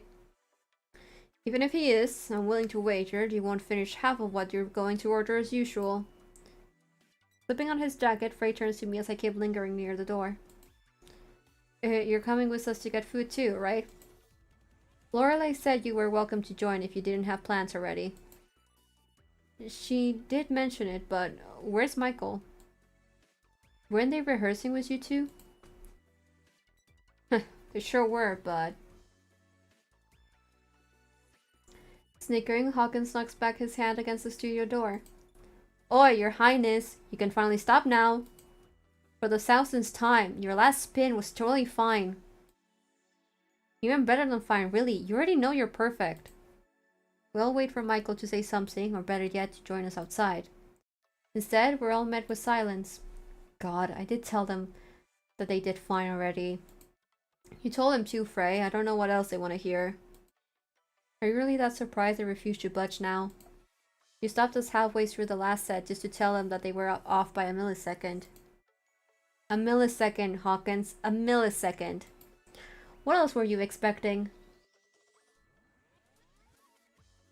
I know, but you're forgetting one thing. If someone's going to ask for feedback, I'll be the one to say it. By all means, you can say it all you want. But after all this time, you think to bring it up with some grace. At least for Michael's sake, alright? I need to go eat. What about Michael? Let them finish. I've got the feeling if I go back in there, I'm asking to be bitten. They know where to find us anyway. Give it 2 pitchers and a strudel later, and your highness and I will be besties again. Uh-huh, sure. Altair, are you leaving now? We can give you a ride. Actually, you two go on ahead. I've got one last thing to do before I go. Frey looks at me for a moment before following my eyes to the door. Sure thing. Just don't stay out in the cold for too long, okay? You don't have to force yourself to be there either. As if reading my mind, Frey begins prodding Hawkins over to the door, keeping his attention away from me as they head out. Once they're gone, I bring myself to push the door just enough to catch a glimpse inside. At once, I'm met with a vision. Standing in the center, Michael carefully counts down to the beat. The music is just barely loud enough for them to hear, yet I can still discern the rhythm from all the way here as their body sways and swells, itching to start again. As soon as the beat drops, Michael springs into another delicate display and melts into the music. Those movements. It's hard to imagine Michael doing anything less than perfect than this. I stand back and watch as Michael finishes the routine with a perfect head tilt, catching the ceiling light in a perfect glow. Then, all at once, they hold back a gasp as they quickly reset into place. Do I dare ask how many times they've done this part of the routine today alone? Before I can ask, Michael pauses the music as soon as they catch my eye. You're still here? I thought the guys would have hauled you to the Hamel village by now. I'm sure that was their plan, but something else needed my attention first. For a brief second, Michael almost smiles. Still, they strain themselves into position, mentally running the songs through their head between thoughts. It's funny. I was actually thinking earlier that maybe it'd be better if you caught up with me at the restaurant instead. Because right now, well, look at me. It's still... Huh? Okay, I think that's a typo. I still have more work to do. Is that what you really think? Of course, the concert's practically a breath away, and that last spin is still horrid. And don't even get me started about my poor timing whenever we rehearse Infinite Glass. I'll have you know I haven't been playing a metronome in my sleep every night just for the sheer fun of it, if you can believe that. You've been playing a metronome for Oh, buddy, you need a break. You need to go to Hamilton Village and have some nice food, and maybe we can share some kisses and look at the pretty lights, and you take a break and you put your mind off of this, because this is a little bit too far at this point. So none of this had to do with anything Hawkins mentioned earlier? What did he tell you? Actually, no, never mind. Frankly, it's better he told you instead of blasting it out for the whole restaurant to hear. Once he gets past the 2 pictures, his lips will say and do just about anything. But you know what's even more painful? The fact that he's right. I was off by a few seconds on our last set. If we'd done it in front of a crowd, there'd be no way to hide it. If it were in front of Lorelei or Arden, it'd be even worse. How long have you been rehearsing for, Michael? My question falls on deaf ears as Michael goes back to counting the tempo once more. Spot them glancing at me from the corner of their eyes, giving me a look I never thought they'd be capable of. I can't fucking speak right now, I give up, whatever. This needs to be perfect first. How much more perfect? Tell me this. Did they send you in here to tell me that it's already flawless enough that I should stop? Also that I can just go out to eat and pretend like none of this determines our future? It's my future too, Altair. It's mine just as much as it is theirs, because I signed myself away too.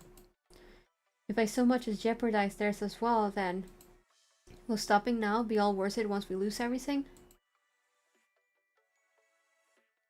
Take my feedback, buddy. Baby, sweetie. Michael, I get that you really want to improve, but why can't you also take my feedback? Anyone here can see that you're incredible at what you do. I don't see why you need to keep yourself from admitting that now of all times. I'm not denying that I'm doing better than expected, but that doesn't mean I should be complacent about it. I fucking hate that dude in the neighborhood who drives a motorcycle. The things I could say would get me banned off YouTube. I'm so mad at that guy. Motherfucker's always doing the same shit. If someone like Hawkins can point out my poor timing, what makes you think that nobody else with little to new musical experience will point it out? I'm sorry for the fucking stray. The fucking stray against Hawkins.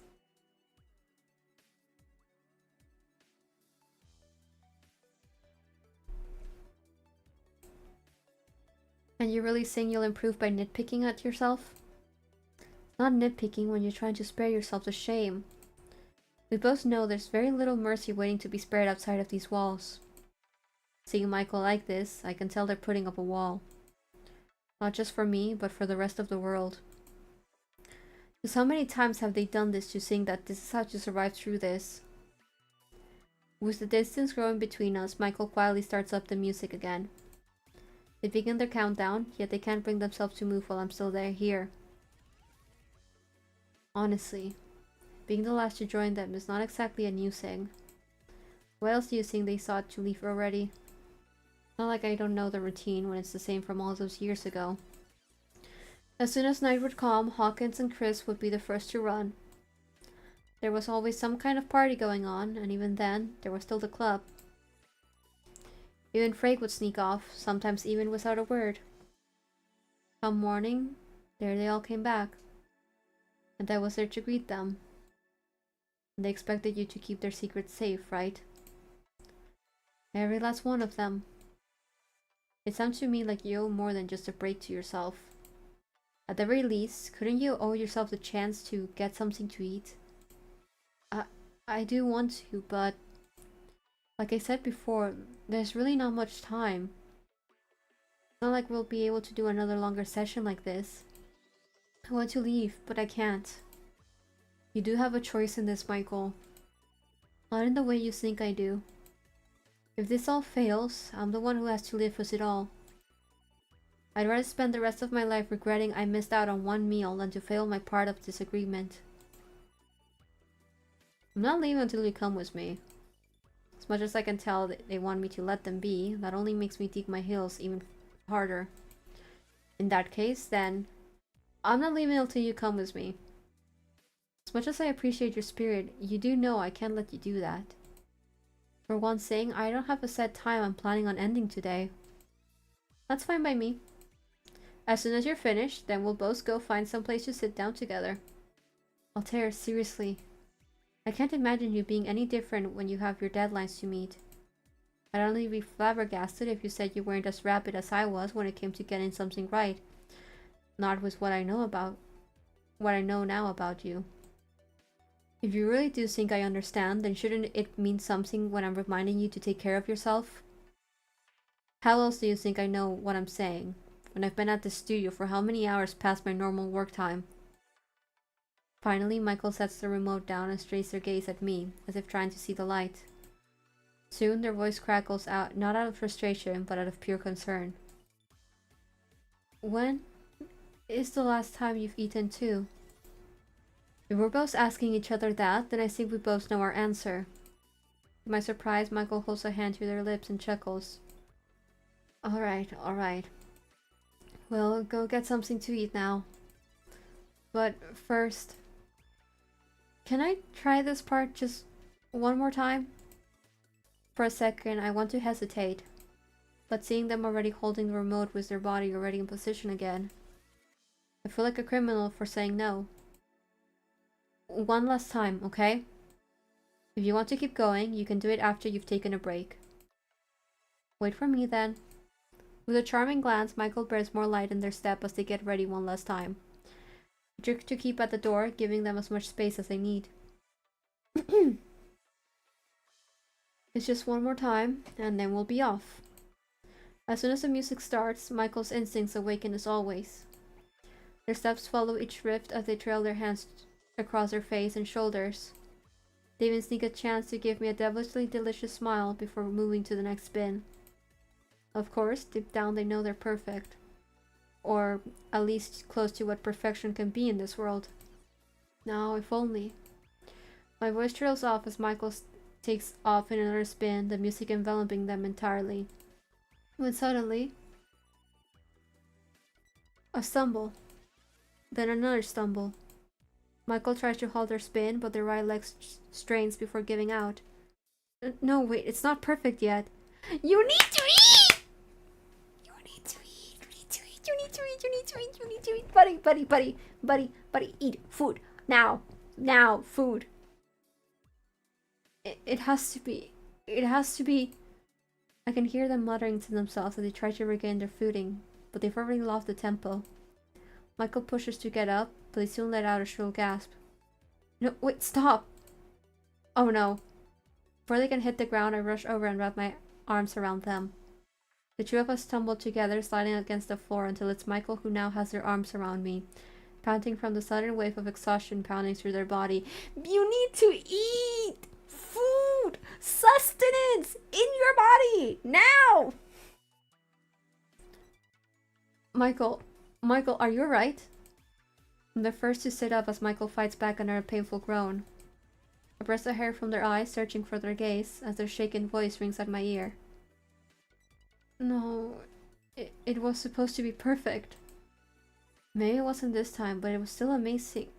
That's not enough! To rub in his face. Please. That's not enough. That's not. Gasping harder, Michael's hands firmly trail along my body until they grasp my face in their hands. Once they take hold, Michael meets not just my gaze, but my lips. In a moment's breath, they crash my lips to theirs as agony blooms into passion. Why can't it be perfect? Taking me into their arms, Michael holds back a wince as their lips trail along mine, searching for reprieve. Soon, I find myself not just entranced by their lips, but by them slowly guiding me onto my back across the studio floor for their eyes only. With another gasp, Michael pulls back to study me, caressing my face with the tips of their fingers. Why can't it ever be as perfect as this? Just tell me why, Altair. Tell me why. Scissor pain. They are very, very clearly on the verge or just already in a panic attack right now because of all of this. And the last thing you want to do when someone is having a panic attack is kiss them. Do not fucking do that. And also, the third one feels a little bit impersonal, so that's also why I'm going for the second one. Why are you taking notes? Why are you taking notes? Hey, why are you taking notes? Oi, why are you taking notes, huh? With Michael's eyes locked in mine, I can't resist their need for me right now. Placing my hands through their hair, I bring them in closer, ready to feel their lips again. when instead they buried themselves into my chest. Just don't worry about it, buddy, okay? Then a silence settles between us. I hear them choke us up. Oh. Michael? Carefully, I lift their face to me, only to see tears. Not only are they glistening from their eyes, but Michael can barely keep their lips from trembling while hugging me tightly. I'm sorry that I'm not perfect. But I failed, and I'm scared of failing them too. Michael, you haven't failed anybody. If anything, you owe yourself this. There's a cat on my desk again. Okay, she has jumped. I did all I could back then, but it never felt like enough. Not even when I stayed behind to practice. At least then, I felt like I was giving everyone less of a reason to blame me when we couldn't make it. Michael embraces me once more, this time placing a tender kiss along my neck. He then descends back towards my chest, nuzzling me close before breaking into another sob. Michael, I told you. This isn't your burden to take by yourself. The kind of perfection you're looking for isn't something only one person can do by themselves. Is it though? With a shuddering breath, Michael presses another kiss to my lips. Sometimes, I wish we'd met sooner. Just so that I have a memory of you telling me all this when I needed it all those years ago. Who says this isn't that moment, Michael? As our eyes meet once more, Michael returns to my embrace, this time holding me just as closely back. Sitting up, the two of us collect ourselves before I help them up to their feet. Easy, don't strain yourself. It's alright. My leg hurts, but I didn't pull anything. I'll still see to having it examined, but for now... Finding their balance, Michael reaches for my hand. How is it that you can still see me like this, and still desire me? You've given me plenty of reasons just now. Care to share any of said reasons? Now that I've got their attention, I place a soft kiss upon their lips. You're capable of perfection, but it starts with getting your coat and coming with me. If you're about to tell me that you like my imperfections more... If I did, would that really be so bad? A certain serenity reaches Michael's gaze as they give the studio one last longing look. I suppose I may only know if I let you spirit me away from my castle. And that's exactly what you desire, isn't it? With that, Michael holds my hand closely as we make our way outside. Okay. Okay. It's time for the ending. As always, we're going through. And if I get the neutral ending first, I'll pull up a guide on how to get the good ending so that I'm not running around in circles trying to get it. But, oh my god, I have so many thoughts. I have so many thoughts I need to talk about when we're done. I'm losing my mind. Losing my mind. Actively losing my mind. Okay. Okay, here we go. I wasn't planning on coming by to the studio today, but I somehow managed to change everything in my schedule to make it happen. And I'm glad I did. Seeing them all together on the sofa, I can't help but think back to how far they've come. And I don't mean just from this phase, but from their last. How many times have I watched them gather around this place? The only difference is that now the concert is right around the corner. Even just days ago, I could tell that it still hadn't registered to them how close they were to the finish line. Forget calling it a finish line. It's a new beginning. My gaze soon drifts to Michael, who sits the most upright of the three while waiting attentively for Arden to join them. Michael, there's still so many questions on my mind about you and me. One moment, I feel as though you want to let your passions go. But then in the next, I know your mind has been set on giving Stellifier your all. The words hang from my heart even as Arden finally takes his seat before them. You all know why you're here, right? I can speak. You all know why you're here, right? Where did this all begin? Of course we do. Had I not gone broke overseas, I wouldn't have ended up on Michael's doorstep. And then from there, we wouldn't have ended up on Frey's. Funny how that works, huh? Well, it's a story for the ages. It's technically the wrong answer. Y'all are just met by total coincidence. Anybody who's ever listened to your recording sessions can tell you that. You're all here because you keep on sharing the same dream. Instead of wandering around this world alone, you all found each other in the moment you needed it the most. And from what Lorelei and I have been hearing coming out of U3 lately, finding each other has been the best thing that could have ever happened to all of you and anyone who'll be tuning in a couple nights from now. Maybe it's a new dad in me that's suddenly in the mood for telling you all how proud I am for all three of you. I might have not been around as much in the past, but I'd be crushed if I'd missed this chance to see you three pull this all together in a short time. That said, we still do think that there's a lot of odds against you, but there's a silver lining. Which is? That there's plenty of good things on your side, and they could change everything. And I mean everything. We all know here that Stellifier was never supposed to be some one-off project. So if you play your cards right, that's exactly what'll be waiting for you in the wings. Sorry, I'm so sleepy. I'm so sleepy. I've been so sleepy all day. That's only we're strategic about this, isn't it? Yes, and yes. H20 has a strategy for U3, and it's been doing what it does. I mean, who doesn't want to see if U3 will make it through? The real test is going to be once U3 figure out which legacy you're going to leave on stage after that night. Will it be to remind people of the Stellifier they knew and loved, or of the one that's ready to show them what it means to fall in love again? And you know, some people do like the thrill of rediscovering love. So, you're really okay about letting us be the ones to choose? That's the point of U3 being here with H20, right?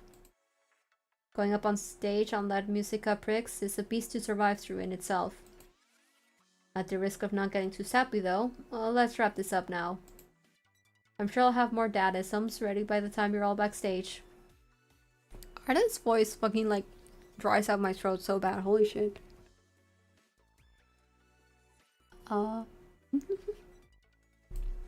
You'll see then what a stir you're all going to cause, and I'm glad I'll be there to see it. I'm sure I'll will too. Why did I say my name like that? Just oh, I'm losing it. I'm panicking losing it. The four of them turn to me as I'm slowly taking the moment, each imparting a smile. Little do they know that they've already been changing lives again, and some more than others. I watch them congregate for a moment longer, with Arden bestowing each a whisper of advice. Bring the fire on stage, Hawkins. The heart of Stellifier needs to ride through the night. Don't worry about the rest of us, since we'll have fire extinguishers. Be careful what you're asking me to do. I happen to know exactly what this group needs, so don't worry about bringing your best. And you, Frey, the messenger, the face of Stellifier. You've got to seize the stars, no matter what your shadows say. Tell that to my shadows directly, and then maybe I'll be able to make promises. You always say you don't think you're going to command the stage, and by the end we're usually having to pull you away from it. So don't give me that. Once a prince, always a prince, Frey. Patting Frey on the shoulder, Arden finally sets his sights onto Mikael with a grin. And you, the mind of Stellifier. Yes? You know what your gifts are. We all do. But as you know, gifts are one thing. But you know what else is important? It's awakening your soul. If you close your eyes, imagine some icy wasteland cursed by an eternal winter. Can you picture it right now? I believe so. Well then, good. Because more than ever, that icy wasteland is calling your name. It needs your warmth, your voice, your chance to end them from whatever winter keeps holding them back. Watching Mikael close their eyes, I notice their hands tremble at the winter vision they must be staring upon. Wouldn't be surprised if Arden shows that visual, knowing what's really waging in Mikael's heart right now. But now it leaves me wondering if I'll ever know more about it too. Once Mikael opens their eyes, they simply offer Arden a relaxed smile. Thank you as always, Arden. We wouldn't have gotten this far without your help. Think nothing of us. Just make yourself proud first, alright? I think that was a typo. Michael hesitates before agreeing with a nod, but by then Arden is already off.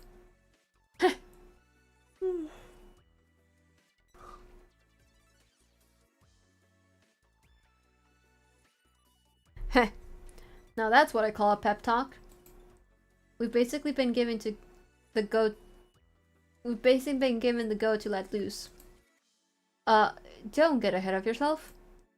I don't think he meant to go too wild on stage either. Do you think going pantsless might still be an option? Absolutely not. Not even for the audience's sake, but for mine.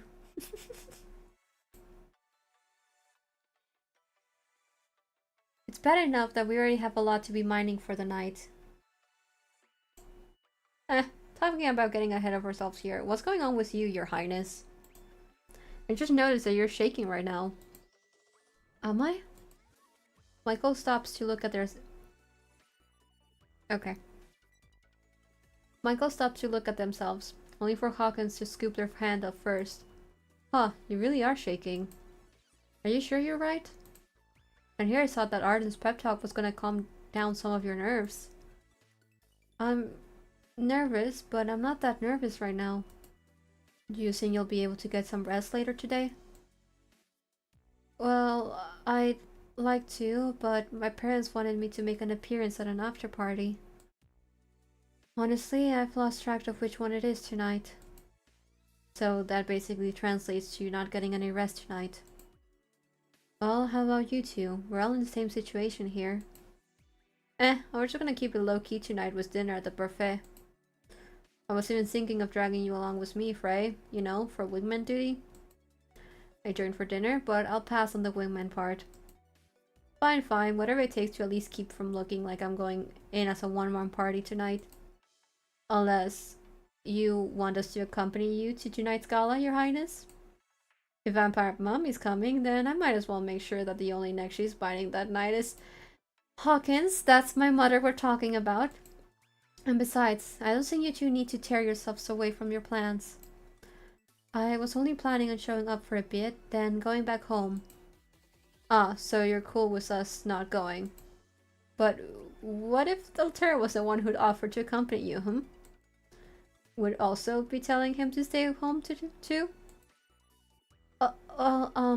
It would highly depend on whether he'd want to go in the first place. Avoiding Hawkins' gaze, Michael tries to get my attention. Did you want to go with me to the gala, Altair? I'm gonna... the first one, oh my god, I just read it. Like... I'm gonna go with the second one. Would I even fit in with your crowd? What kind of question is that? Of course you'd fit perfectly there. In fact, there's supposed to be several other creatives in attendance. Hence what I've been wondering all this time, why you aren't so jazzed about me coming along. So, what is it that you're hiding from us now? Who says I'm hiding anything? I think you've been to enough of these events to know that you're not missing anything. Aw, but I'll still miss getting to see Vampire Mommy. That said, you shouldn't have to worry about dealing with me with the lot, Altair. The key is not to fit in with them anyway.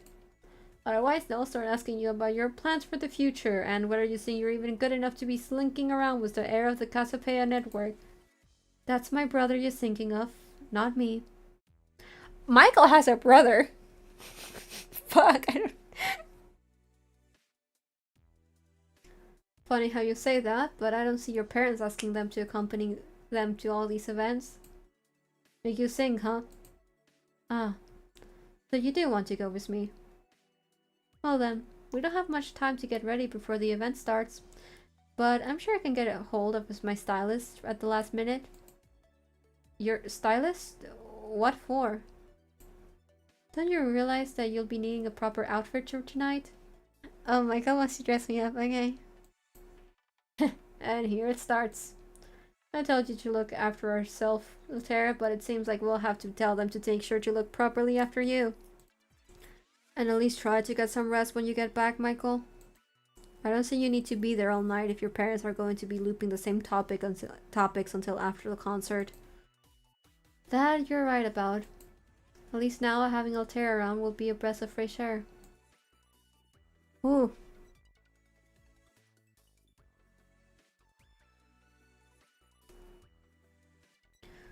Once we arrive at the event, I quickly realized that for as many of these types of functions I've had to cover before, I have yet to ever attend a somebody's date. But that's all about to change tonight. Altair? I turn around only to find Michael breathless as they approach me. Forgive me for sounding like a broken record right now. But you have to realize how stunning you look tonight, don't you? Michael, you're saying that as if I'm the only one dressed up here. What about you? Well, I've sort of become numb to having to dress up for these kinds of nights.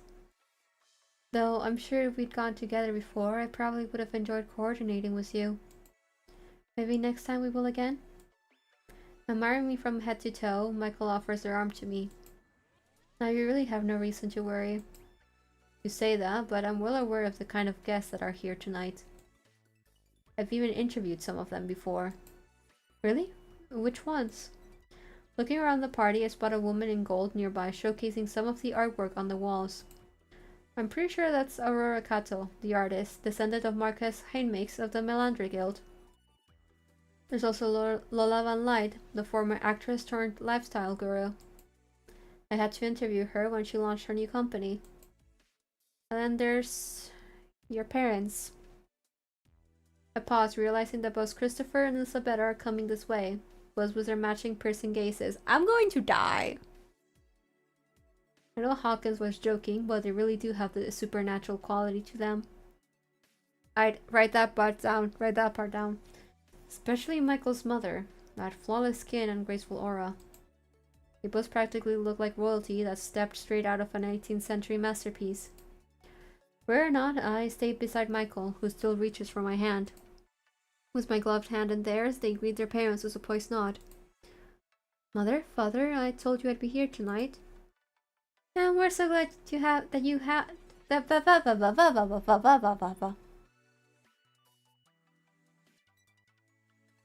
And we're so glad that you are, my Mikey. I was beginning to worry that those friends of yours weren't going to let you come out for some fresh air. This counts as fresh air? Okay.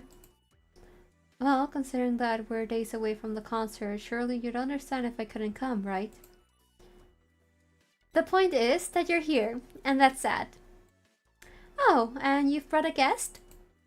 I wait for them to recognize me, even if I'm not exactly in my usual attire. After a minute of awkward silence, Christopher simply offers her hand out to me. Hello there. Pardon my memory, but I'm sure Michael has introduced us before. It's just that we've been so busy lately this season that we've got some traveling to do after this as well. If Michael thinks they're the only ones who've been busy, then I'm sure they've forgotten that our schedules look like. I don't like Michael's parents. I'm with Hawkins on this full send. Me and Hawkins together on this together. Fuck Michael's parents. Not like that though for Hawkins. Do not really like that Hawkins. While their parents share a chuckle, Michael hardly cracks a smile. I don't think I'd be laughing either if my own parents told me that after I come out of a grueling idol boot camp. I turn to Michael, waiting to see some sign of contempt from them, but they know how to keep a straight face. For how long they can manage it, however, I still have yet to find out. I'm sure you'll catch us some other day when we can properly chat some more away from this noise. Anyway, I don't doubt that Michael has nothing but nice things to say about you. Just before I nod back, I catch her eyeing me from head to toe. Once Michael notices, their hands tighten around mine, as if hoping I won't say anything. Of course I won't, but that isn't going to stop me from asking questions later. After another flighty smile, Isabella prods at her husband to wave together at another incoming couple. Oh, it looks like everyone's decided to pop in here tonight. We should be running up to say hello anyway. Mikey, could we also steal you for a moment? No. No, you can't.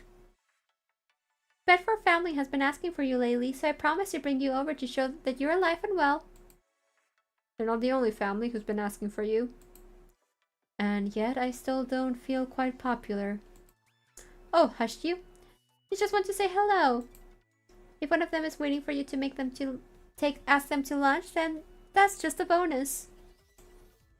With their parents already nudging them towards the cluster up ahead, I begin to wonder where they're hoping to introduce Michael without a certain +1 by their side.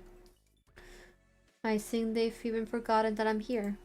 Once Elizabeth starts directing Michael towards one of the tall, beautiful Bedford heirs waiting by the window, that's when I realize I have to make a decision fast.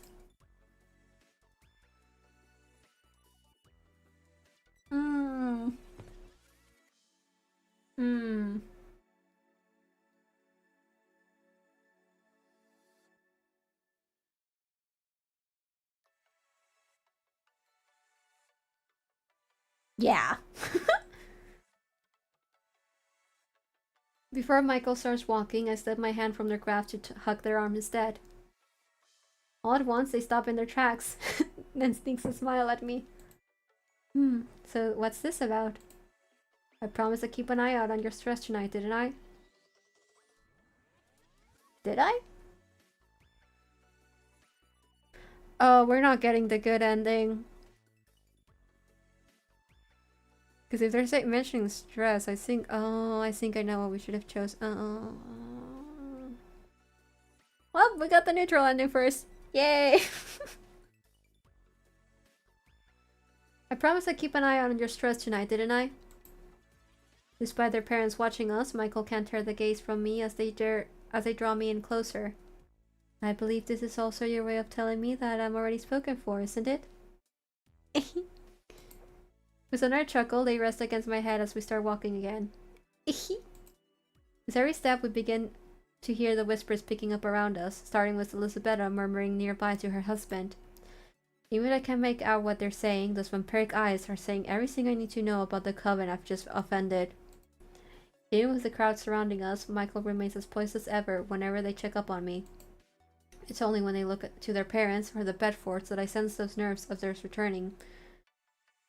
But for good reason why. These aren't the kind of people who are willing to let one of their own become bewitched by a journalist who still has to live off cups of noodles at times. Not because I can't afford better food, but because I don't have a lot of time. Mikey, are you coming? The Bedfords would still like to catch up with you, otherwise they'll be heartbroken. Don't pretend that you wouldn't feel the same way if they were too busy for you. I don't think Michael gives a shit about those people.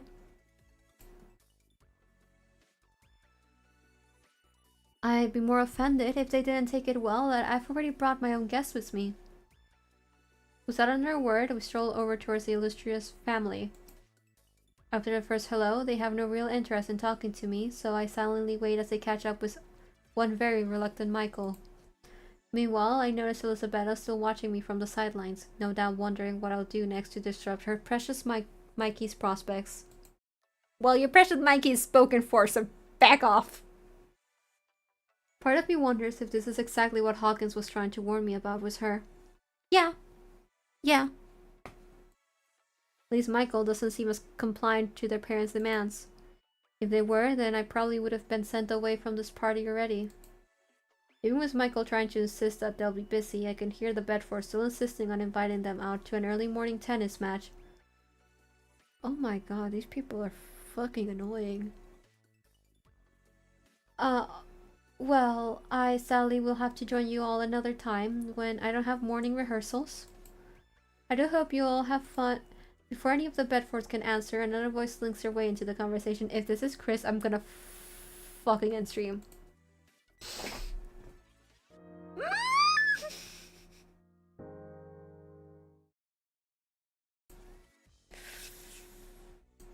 Oh.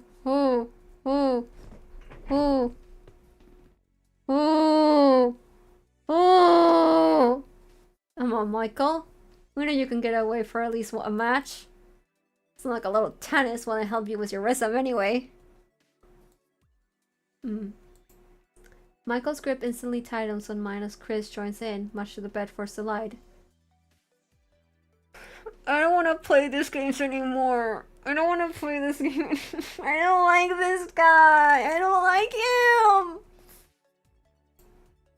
Even Elizabeth and Christopher seemed pleasantly surprised, maybe even too elated to be seeing him around Michael. Stay the fuck away! Stay away! Stay away! Good evening, Chris. I take it your father has also decided to join in on the festivities? He's actually over there right now, buying art as we speak. He couldn't even wait until we'd had our first glass, huh? I'm gonna throw up. I'm gonna be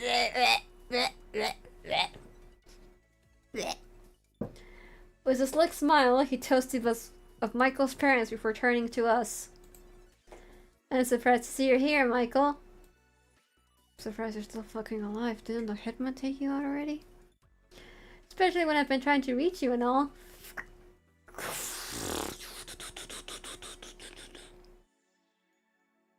I'm pretty sure I remember telling you before that I've been rightfully busy. Uh-huh, busy. I can see who you've been with. I'm so serious, I would have preferred Amber. Was her name Amber? I think her name was Amber. I would prefer her. She doesn't... Like, she still pisses me off. But I don't feel like a vitriolic, like, disgust when she appears, you know? I can see who you've been with, bitch. Grinning, Chris shamelessly toasted in my direction. Kind of bold to be bringing a journalist here for a date, you know, but I kind of respect it. It's not something the old Michael would have done, that's for sure. I don't want to play anymore, I don't like... I don't like him. That kind of stun might even be more of a hacking seat.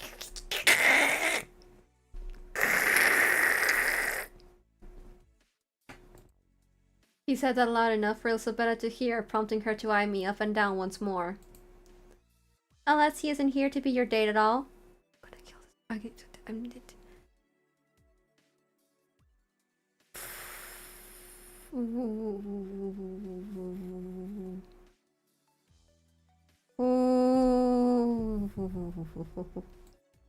It wouldn't be the first time someone stepped in here thinking that just anybody would let them inside. At least he's cute though. Shut the fuck up! I don't...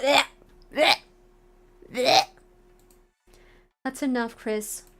Without another word, Michael turns us away. Not even the sound of Elizabeth's footsteps deters them until we make it to the end of the hall.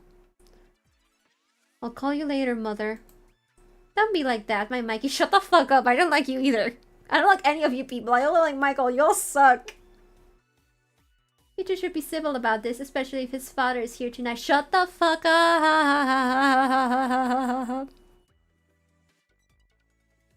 I need Frey. Frey should have come along because I need to see Frey punch Chris. I'm gonna design Chris, or maybe I won't even design Chris. I'm just gonna do like a gray blob with Chris on like his face, just so I can draw Frey punching him. I think that would heal me. I think that would heal something deep in my soul. That would be very nice, actually. Then I have even more of a reason not to be here. If you and Father are still on good terms with him, that's one thing, but he and Chris know that I have nothing to talk with them about.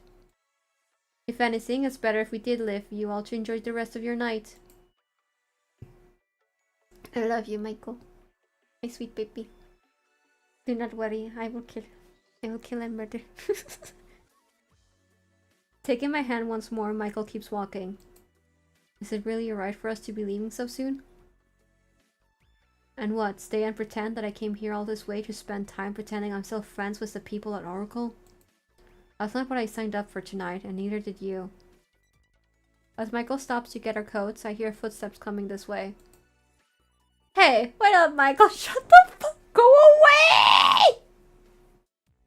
Go away! I'm gonna crash out. I'm gonna crash. I'm like... I have to remind myself to speak in English right now. This is the level I'm at right now. Like, I am like mentally reminding myself to speak English. That is the level I'm at right now. I can't fucking deal with this dude. What do you think you're doing leaving so soon? You know what? Forget it. No puedo. No. No me gusta. Lo odio. Necesito cosas horribles que le pasan a este tío. Es que no puedo con él. No puedo. Es un imbécil, es un hijo puta. Que tiene... Necesito cosas horribles. Es que capullo, cabrón, hijo de su puta madre. Hijo. Hostia puta, no puedo con este tío. No puedo.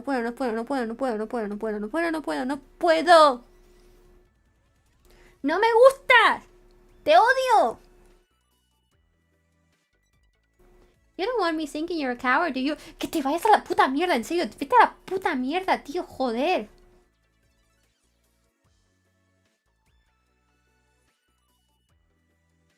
Oh my god, he literally is doing that. I hate him even more now.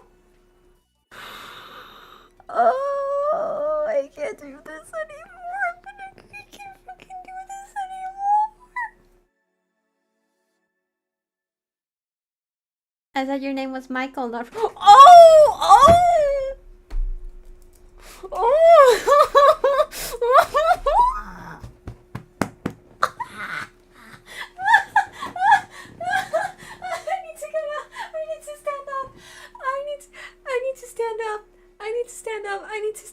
I need to...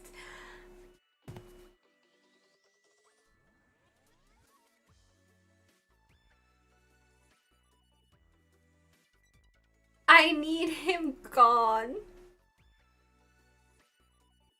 Exactly, keep my wife's name out of your fucking mouth. I need to pet my cat. I need to calm down. Hola, baby. Hola. Ahí está la vidita. Ahí está la vidita, mi niña. Hi. Someone's going to, like, find the VOD and be like, wow, this section must have taken so long. And then, like, 5 minutes of the VOD is just me crashing out over Chris. Which, you know, I think that they'd find understandable. I think anybody who watches the VOD, I hope you all understand. I think you all agree with me. If you like Chris, get the fuck away from my stream. I don't like you.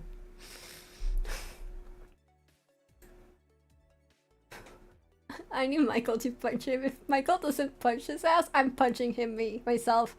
I am writing a fanfiction line in where I punch Chris. In my mind, for my peace of mind, I have punched Chris in the face just now. And you seriously wonder why I have nothing to say to you right now. Alright, fine. Maybe that joke was a bit below the belt. But you know how that guy is. Shut the fuck up. I'm starting to think hanging out with those two is really rubbing off on you again. I need him gone. Well, their company is a far cry better than having to put on a face at a place like this.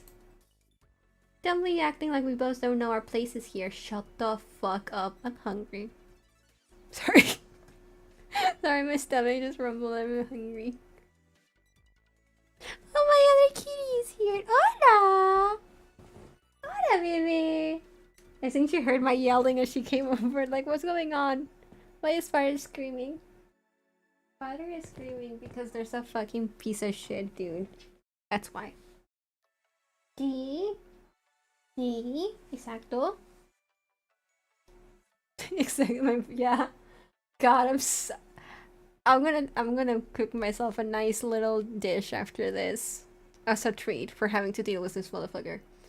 Don't be acting like we both don't know our places here. I'm not even trying to give this man a voice. I don't fucking care. Just because you rather hang out with Hawkins and Frey ladies doesn't mean you can't just ignore where you came from. Just fucking came from. Shut the fuck up. Have you even told them the truth of how you all even got to keep the group name? Michael's better than me. Michael's better than me, bro. Michael's better than me.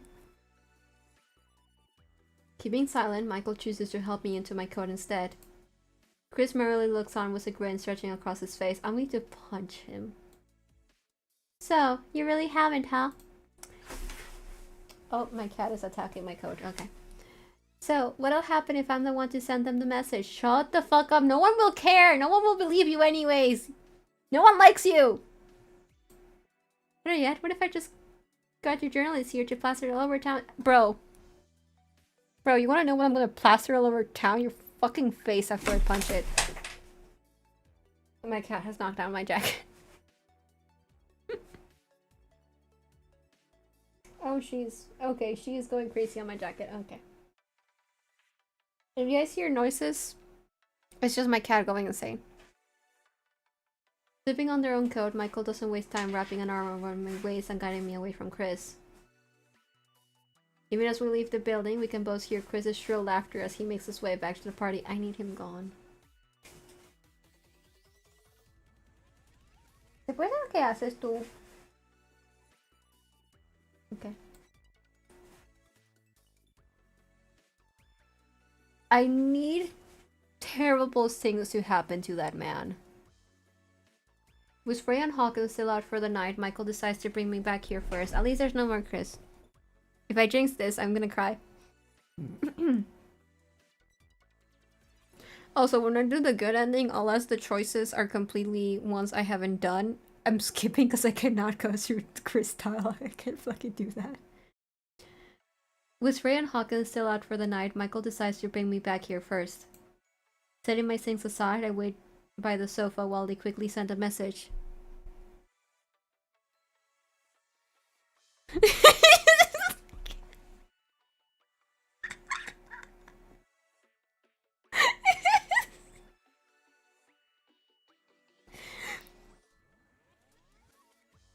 You're being silenced. You're being silenced by Oracle. They don't want you to speak the truth. Setting my things aside, I wait by the sofa while they quickly send a message. I've just left security note to alert me in case of anything, but we should be safe here for now. If you'd like to also change, feel free to use my room if you prefer. I just don't even know where to begin to apologize for tonight. Oh, it's not your fault, sweetie. Exactly! What for? None of it was your fault. I still should have suspected that Chris would have been there. Even then, there's no excuse for me having underestimated my own parents. They can be difficult at times. That's not the word I'd use, okay? I'm surprised by how much patience you have with them. Well, it's not like I can just tell them outright when they get on my nerves. If I was the only one who'd be affected by their reaction, then I couldn't care less. But knowing that they target my friends first would utterly destroy me. As Michael sits down beside me, I can't help but think back to Chris's threats. Does this have anything to do with what Chris said earlier about Stellifier's name? For a moment, Michael seems ready to tell me until they remember one crucial detail. Could this be off the record? I don't particularly enjoy reminding you of these boundaries, but I sincerely don't want this even going to Hawkins and Mike. I'm guessing Frey. That's a typo. Hawkins and Frey right now. At least not before the concert. Well, if we're keeping this off the record then, what does that make us right now? Leaning into me, Michael delicately searches for my hand before pressing a single kiss to my forehead. This definitely isn't an interview, Altair, just like earlier wasn't any simple date. It's why I didn't hesitate to make it known to anybody who was at that party that I only have eyes for you. So please, listen to me as your other half. I'm gonna cry. I'm gonna cry. I love them so much. Our hands sit tightly between us as Michael ponders over the words first against my shoulder. I wouldn't be at all surprised if the others do have an inkling about the truth. Long story short, it's true that I was the one who'd negotiated with Oracle to retain our name and rights to our discography back. But I did have some help from my parents. So they're manipulating you. On the night we disbanded, Hawkins and I caught Frey in time while he was suffering from a breakdown. He was in a state where he couldn't handle the stress, and to be honest, neither could we. Hawkins and I had just found our own ways on how to hide it, I suppose. What we found out that night, however, is that Chris hadn't just known about Frey's situation. but he'd instigated it as well.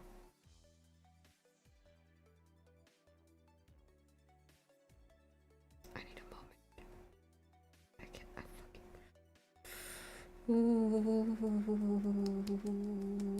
Okay, so Michael, you stay here for a second. I need to head back to that party real quick. Do not worry about me going into the kitchen to grab a knife. Don't worry about that. Don't worry about that. Oh, what? He actually wanted him to break down? Yeah, of course he did. He's a fucking piece of shit. You have to remember that even then, the popularity votes have always leaned towards Frey and Hawkins. While I have never had a problem with that, Chris surely did. Fucking Nepo baby. No matter how much he'd complained to his father about it, Oracle wasn't about to just remove members without considering their profits. So, Chris figured that there'd have to be another way. By turning it on to us.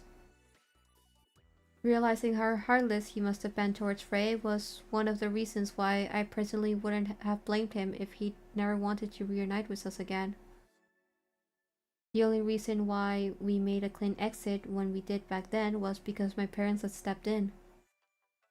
Since they didn't want this whole story getting out, they did everything to negotiate with Oracle. And my father wants the Cassiopeia network, which broadcasts a huge number of their shows. So I'm sure you're beginning to understand how and where the strings were all tied up.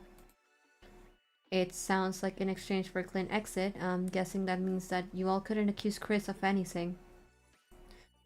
That's exactly what happened. At that time, my parents insisted we just take the offer and move on. The fact that Oracle was willing to settle was supposedly going to be enough to make a clean break and never deal with them again.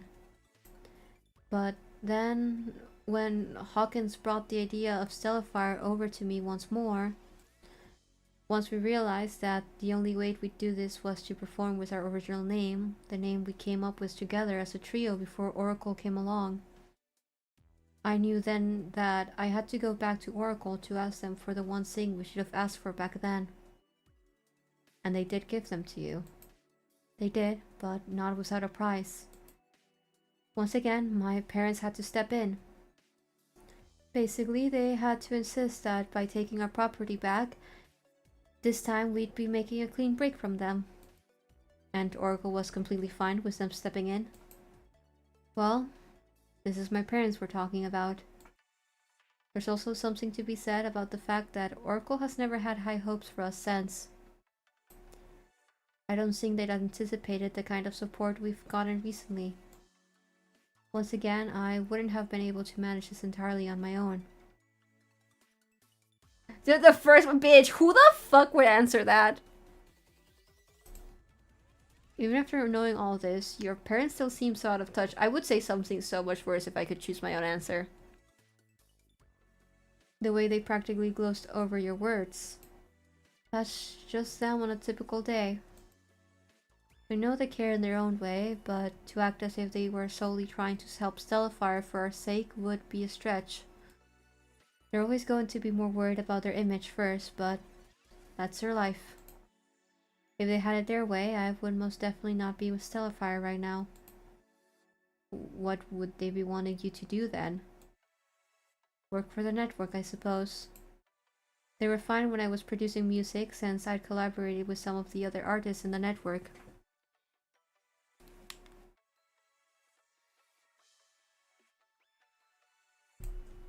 Still, they weren't too excited when I insisted I try to work independently at it. They honestly would probably prefer if I'd groveled to Oracle to take me back. The thought alone sends a chill down my spine. Alright, I'm still kind of crashing out over it, Chris. How could any parent want their child to work for the very people who hurt them before? The kind who wants to name drop one of the biggest labels in the world to their friends over their luncheons.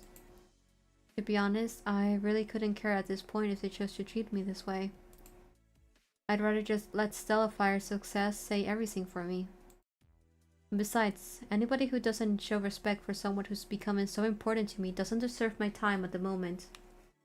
Oh, I really like Michael. Right now, you're the one who deserves so much more than that. Settling me on their lap, Michael presses a single kiss on my neck first. Her fingers curl against my shoulders, rubbing them through the silky fabric. You really did look beautiful tonight. I wish there could have been more chances to have admired you under the candlelight. But then I wouldn't be able to hold you like this. Or kiss you like this.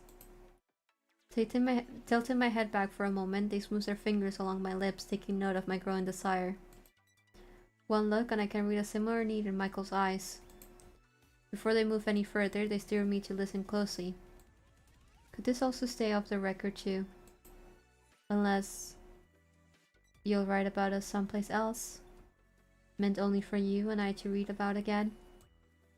My hands search for theirs, both of us waiting for the other to give in first. With another swift kiss to my neck, Michael is getting closer to winning this game.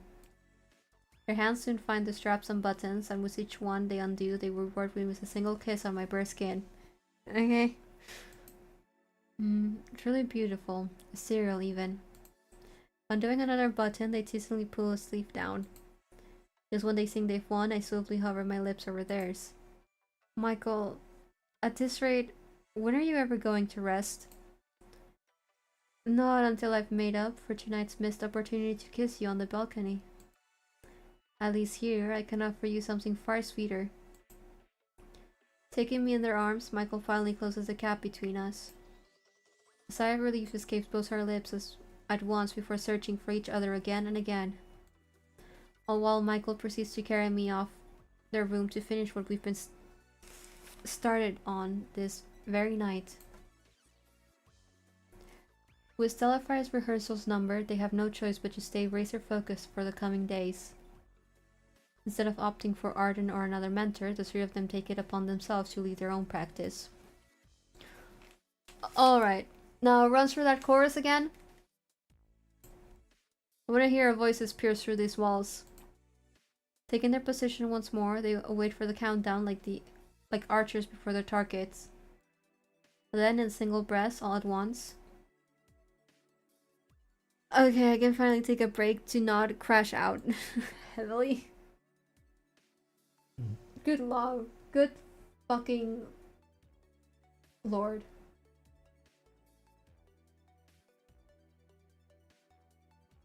Oh my god. Hola, cariño, ¿qué pasa? Oh, she wants pets. Clearing past the chorus, Hawkins and Frey spin out to let Michael take the center stage. Feeling the melody deep in their chest, Michael arches back before letting themselves be swept away. Look at my baby. Look at my pookie. Oh, guy.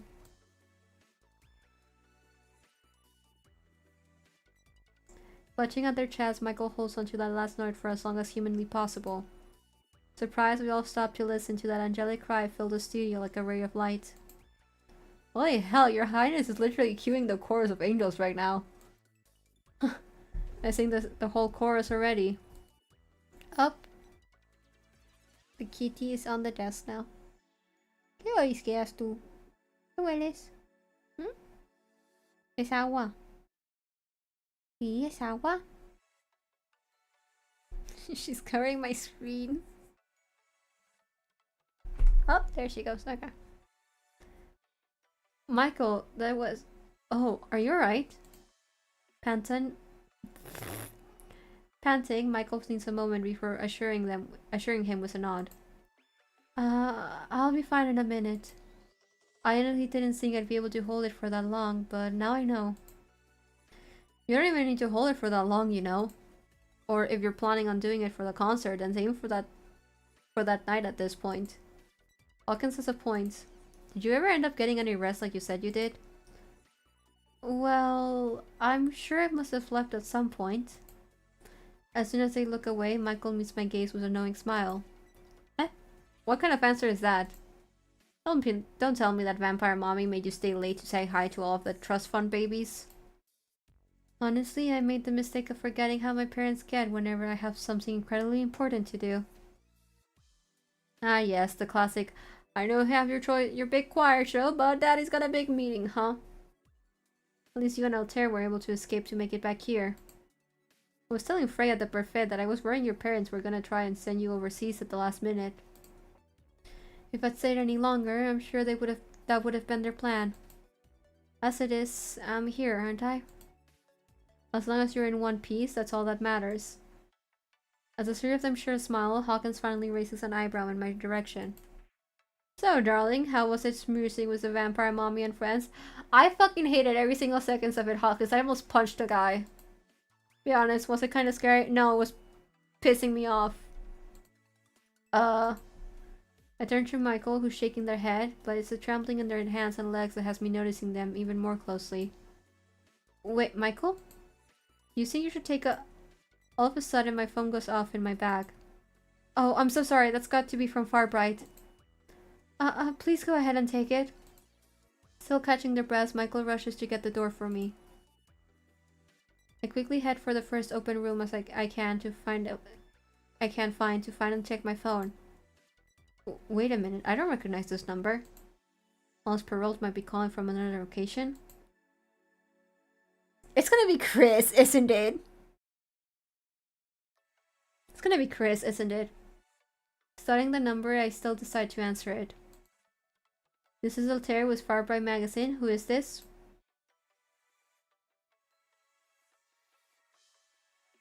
Okay. Okay. Okay. Okay. Okay. Okay. Okay. No. I'm fine. I'm fine. I'm fine. I'm fine. I'm fine. I'm fine. I'm fine. I'm fine. I'm fine. I'm fine.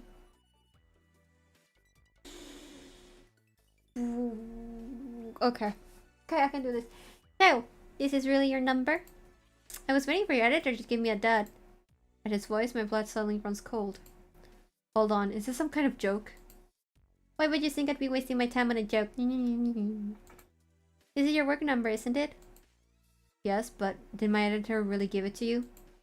Because I never got any notification from them that you even wanted to reach out to me. It was sort of a last minute, spur of the moment kind of thing. You know, sort of like the way you decided to accompany Michael last night the other night. Shut the fuck up, no one cares! Go away! Go away! Go away!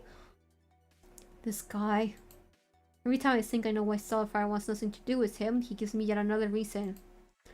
A part of me wants to just hang up and head back to the studio, but I can't let go of the idea that he might accidentally spill something useful.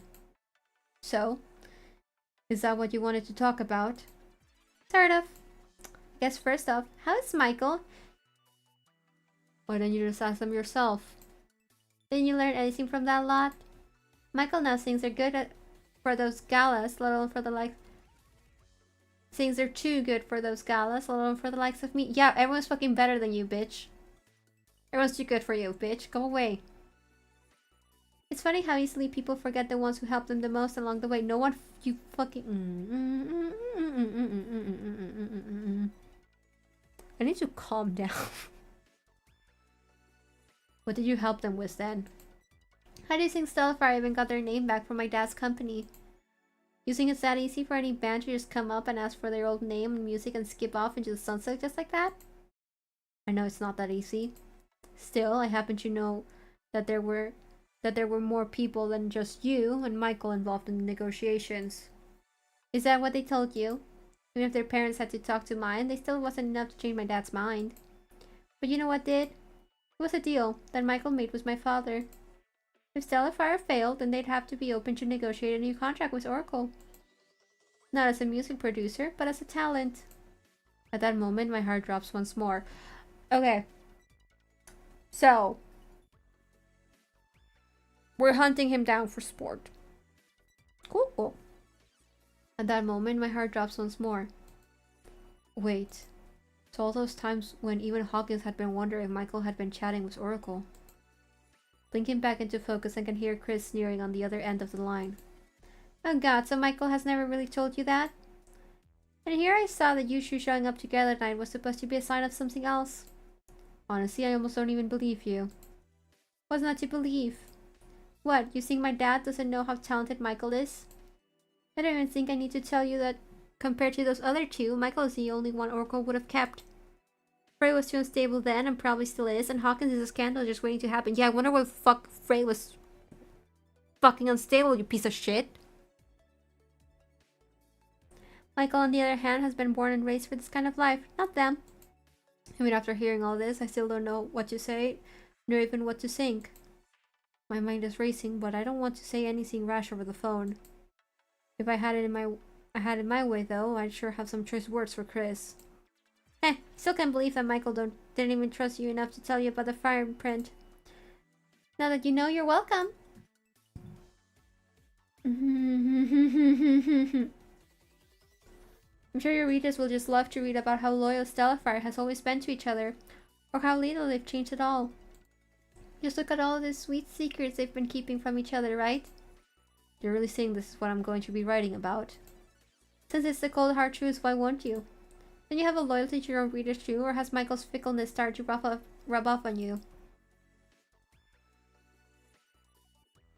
I want to choose this so bad, but I feel like this is the bad choice. Don't you dare question Michael's loyalty. The fact that they're doing everything for Stellifier to succeed says everything about what they really want. Oh sure, how noble of them to be putting themselves on the line like that, all for their success. But you know, it's always the most selfish people who fancy themselves the martyrs. Yeah! Talking from experience, bitch? I'm sorry, I said that and my cat looked at me like, why did you wake me up? I'm sorry, sweetie. She's like, why is father yelling? I can just I can just imagine them trying to push those two past their limits, all while listening it's just Michael hoping for the success. I just need to get this done. Do you really think they'd be happy knowing the truth? If you don't think they would, then that just proves how little you really ever get to know them. Given how I know how much Michael means to you, I'm not surprised you want to believe they're a better friend than they really are. All those times when Michael insisted that they understood my plight and the fact that we knew that we were better than those two. I need him dead. Those were the times when I thought they were capable of loyalty. Shut the fuck up. But now, not so much. At this point, I think you're the one who needs to check their loyalty. I should be telling you the same thing, Altair. Don't fucking say my name. Quite frankly, I'm surprised they haven't taken you off this piece. But for as long as Michael has to remain in Stellifier, I suppose that the press will end up still working in Oracle's favor. When we get to announce them as one half of our newest idol unit. Unable to take it anymore, I hang up. Besides, I've already heard everything that I need to know that this concert has so much more writing on it than ever before. I wasn't going to say it to Chris, but I am worried for Michael if that's what's really been going on. On one hand, this definitely could prove that their faith in Stellifier has been there since the beginning. But on the other hand, there's really no room for any of them to fail at this point. Because if they do, then it'll truly be the end of Stellifier as we know it. I need to talk to Michael about this. Tossing my phone back in my bag, I try to flush Chris's voice out of my mind. Just as I return to the studio, however, I hear a thud. Michael! As soon as I swing the door open, I find both Hawkins and Freya hunched over an unconscious Michael on the floor. No, please no. I toss my bag aside at once and kneel down beside the rest of them. What happened? They fainted at the last note. At least they're still breathing, but we still need to go get help. I'm right on it. With Hawkins rushing up to get Lorelei, Freya and I remain by Michael's side. Michael, please. You'll be alright soon, I promise. Knowing what I know now, who knows what this could spell for Stellifier. But right now, all that matters is whether Michael will even be able to wake up soon. Much to my relief, Michael was discharged from the hospital after a day. Stop!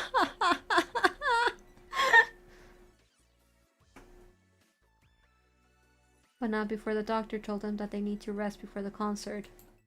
Now Michael has no choice but to stay in bed and miss tonight's rehearsal. Poor Michael, I can only imagine what must be running through their mind right now. The whole time I was in the hospital with them, they simply kept smiling and thanking me for staying by their side. But every time they saw it, I looked away. I could see the sadness in their eyes returning. Sadness and regret. Despite having to leave soon, neither Hawkins nor Frey seem to be in any mood for a rehearsal right now. I'm so hungry.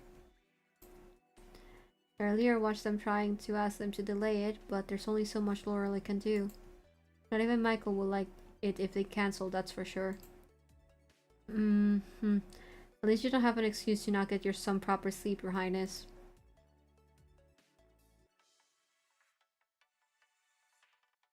Thank God, I'm like trying. I have like a sneeze. Oh my. Even the doctor was giving me the side-eye earlier when you told them how much you've actually slept in this past few days. Please, it's not like you are the king of all-nighters. Yeah, well, I'm built differently. Plus, you work twice as hard as the rest of us. I know we joke about you and your family being vampires, but we know that even you have your limits. Honestly, it's been a while since I tested them. Well, this probably wasn't the best time to do it. Of all the rehearsals I could have missed, this shouldn't be the one though. At least the doctor said that all you needed was to rest and stay hydrated. That doesn't mean I'm not kicking myself for taking the warning signs more seriously the other day. Frey, you were still the only one who really noticed that day. How is that enough when you're not doing well right now? Sometimes I really do think we've grown from the past. Until stuff like this happens. I still like to think that we have though. For one thing, we know better than to not downplay situations like this. If one of us falls, then we all do, right? Much to their surprise, Michael remains silent until they can muster a nod. Hey, just look at it this way. If you miss the rehearsal, you still have a near flawless record to back your skills up. What else do you think Freya and I aren't afraid of you missing this one? Now, if it turns out that you need more time to recover. But I don't, Hawkins. Nor will I miss the concert. I find it hard to believe that you of all people would even be okay with delaying our debut. I never said we'd have to delay anything for sure yet. But how are we supposed to go on without you? It'd be one thing if you were stalling because you just didn't want to go on stage, but you do, don't you? More than anything, really, so don't think that you have to do anything drastic right now. Overhearing them, I can't help but think back to Chris's call. All the things I could disagree with Chris, I don't know how I feel about Michael hiding the truth from their friends either. Maybe we won't have to if you just rest up today. As Hawkins said, you've practically rehearsed the most out of all of us. Day in and day out. You've been the first one here. You don't have to prove to us that you want to be at that concert. But the only way we're letting you do it is by looking after yourself now. If I do, then will you at least promise me that you won't discuss postponing anything? Shouldn't we give you at least tonight to let us know how you're feeling? I just told you that I should be fine to perform by the weekend, so I don't know why you can't just take my word now. What's all this really about, Your Highness? Come on. You don't have to hide it anymore. Is it your parents you're afraid of if you don't get up on that stage with us? For the second time, Michael reluctantly falls silent. Her hand glides over to mine but stops short of reaching for me. I don't think talking about my parents will help make the situation any better. So this really is about them, isn't it? Michael, please, I'm your best mate. You really don't think I don't know the kind of pressure they've been throwing onto you? Even when we first disbanded, they were the first people to tell us all that somebody should have canned us sooner. They're the same people who literally tell you to sign with Arctos or some other group right in our faces. You know that I still wouldn't want to do what they say, right? Of course I do. But you've got to be honest here with us if they've been putting some kind of timer on you. What, is it that if we flop this gift that they'll make you quit and have you marry some other vampire era of their choice? No, wait, seriously? Honestly, all you've done is just unlock a new fear within me. As of right now, they haven't said anything of the sort, but I also wouldn't put it past them to try it. Still, you're not wrong in thinking that they'd rather we just get this concert over with and move on. As if that's supposed to be a new revelation about them. I know what your parents really think of us, especially me. To them, I'm the demon who corrupted the innocent little angel by showing them the power of music. So, what do you think that makes me? You're probably the fallen angel who keeps assuring our dear self over here that such angels can survive in this cruel world. The Lord just writes itself, Michael. That's all that it needs. But that's all that it needs to be. You don't have to let your parents call the stakes here either. Oi! Oi, watch yourself! Watch yourself, you heathen! Devil. Demon. Horrendous. Horrible, horrible, horrible, horrible, no good. Bad. Bad horse. Bad. You don't have to let your parents call the stakes here either. Whatever comes of this concert, let that be our story to write, not theirs, alright?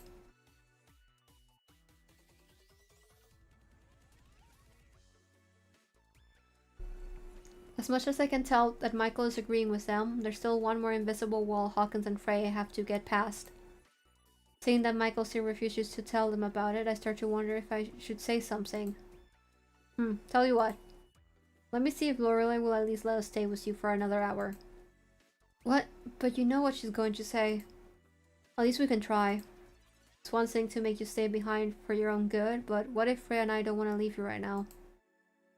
Why must you make this harder for me? Because we actually care about you. Realizing that they're serious, Michael lies back in defeat as Hawkins and Frey head to the kitchen to get a hold of Lorelei. Growing restless, they soon turn to me for a moment of respite. I don't even know where to begin to apologize to them and to you, you know? You don't have to apologize for anything, Michael. I'd rather you put your energy towards getting better rest. Just as I begin to slip my hand off the bed, Michael swiftly presses it to their chest. If you think that you have any fault in this, then please don't. Perhaps I don't know my own body's limits as of right now, but I don't think I'd be in any better shape if I missed out on having you in my arms all night. Clutching my hand, Michael leans in to gently press a kiss to my head. I don't regret us one bit, alright? Still, I know this isn't an easy situation for you. I also know that there's more than one reason for you not to miss out on the concert. What other reason would there be, Altair? Caressing my face, Michael keeps searching for any hint of an answer, but I relent. Not until they bring their forehead to mine that I dare to imagine myself even saying it. Altair, what's wrong?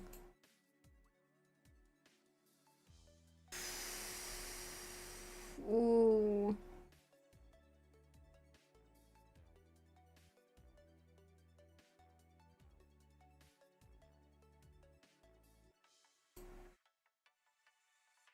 You owe them an explanation. You mean those two? I know about your deal with Oracle, but when are they going to know? Will you at least tell me how you found out about it first? Was it from my parents or from... Michael's voice fades before saying their name, so to spare them their energy, I simply nod. He called me about it just before all this happened. I had a feeling that there was a lot riding on this concert, Michael, but not like this. This is a huge thing to be keeping from your friends. Well, I know if I told them sooner, they would have suggested that we start completely from scratch with a new name and everything. But what would be the point for that? The point of that for us? All these years, the only time I'd ever imagined us coming together again was under the Stellifier name. I was the one who made the choice to put myself on the line for it, not them. Perhaps I never wanted anybody to think that they're the kind of people who would have made me do it.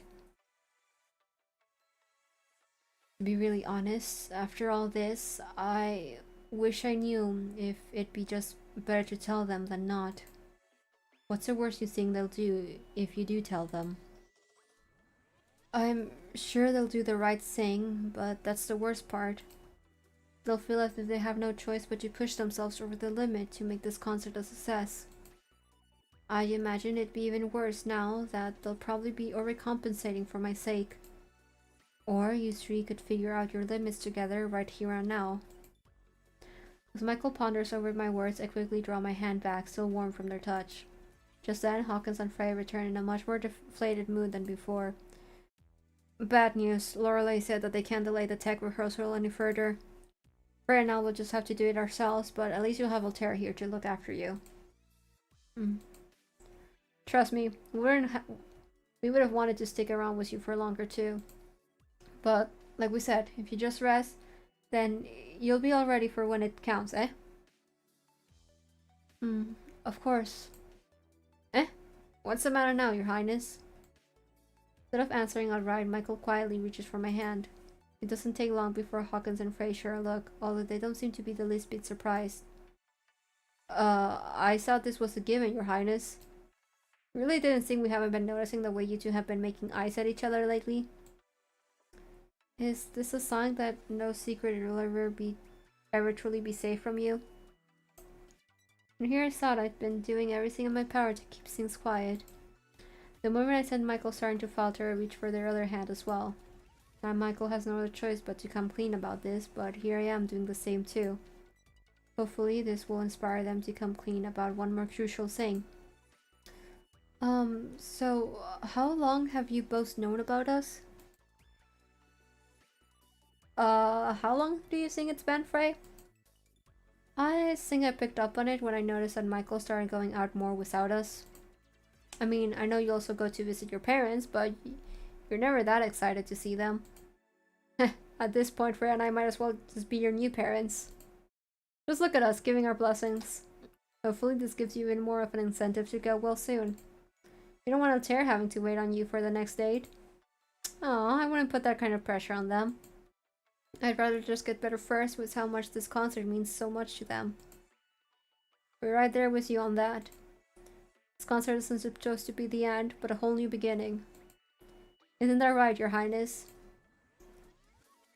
Sit down, Hawkins. You too, Frey. There's something I need to tell you. Wait, so this wasn't all about the two of you? Hold on, are you two gonna tell me now that you're planning on eloping or something after the concert? Heavens no, do you really think I'm the type to elope? I think we've all left that option open just in case the impulsive thoughts ever win for that day.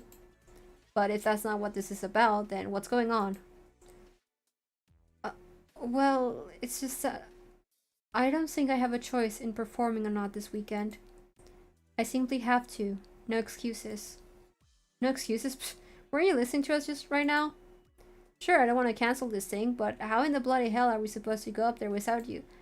Because if we cancel, then I might not be able to finish whatever we've started here together again. For the first time, Michael is starting to hold nothing back from their friends, nor themselves. Even with their emotions surging, they're making every valiant effort to keep it together.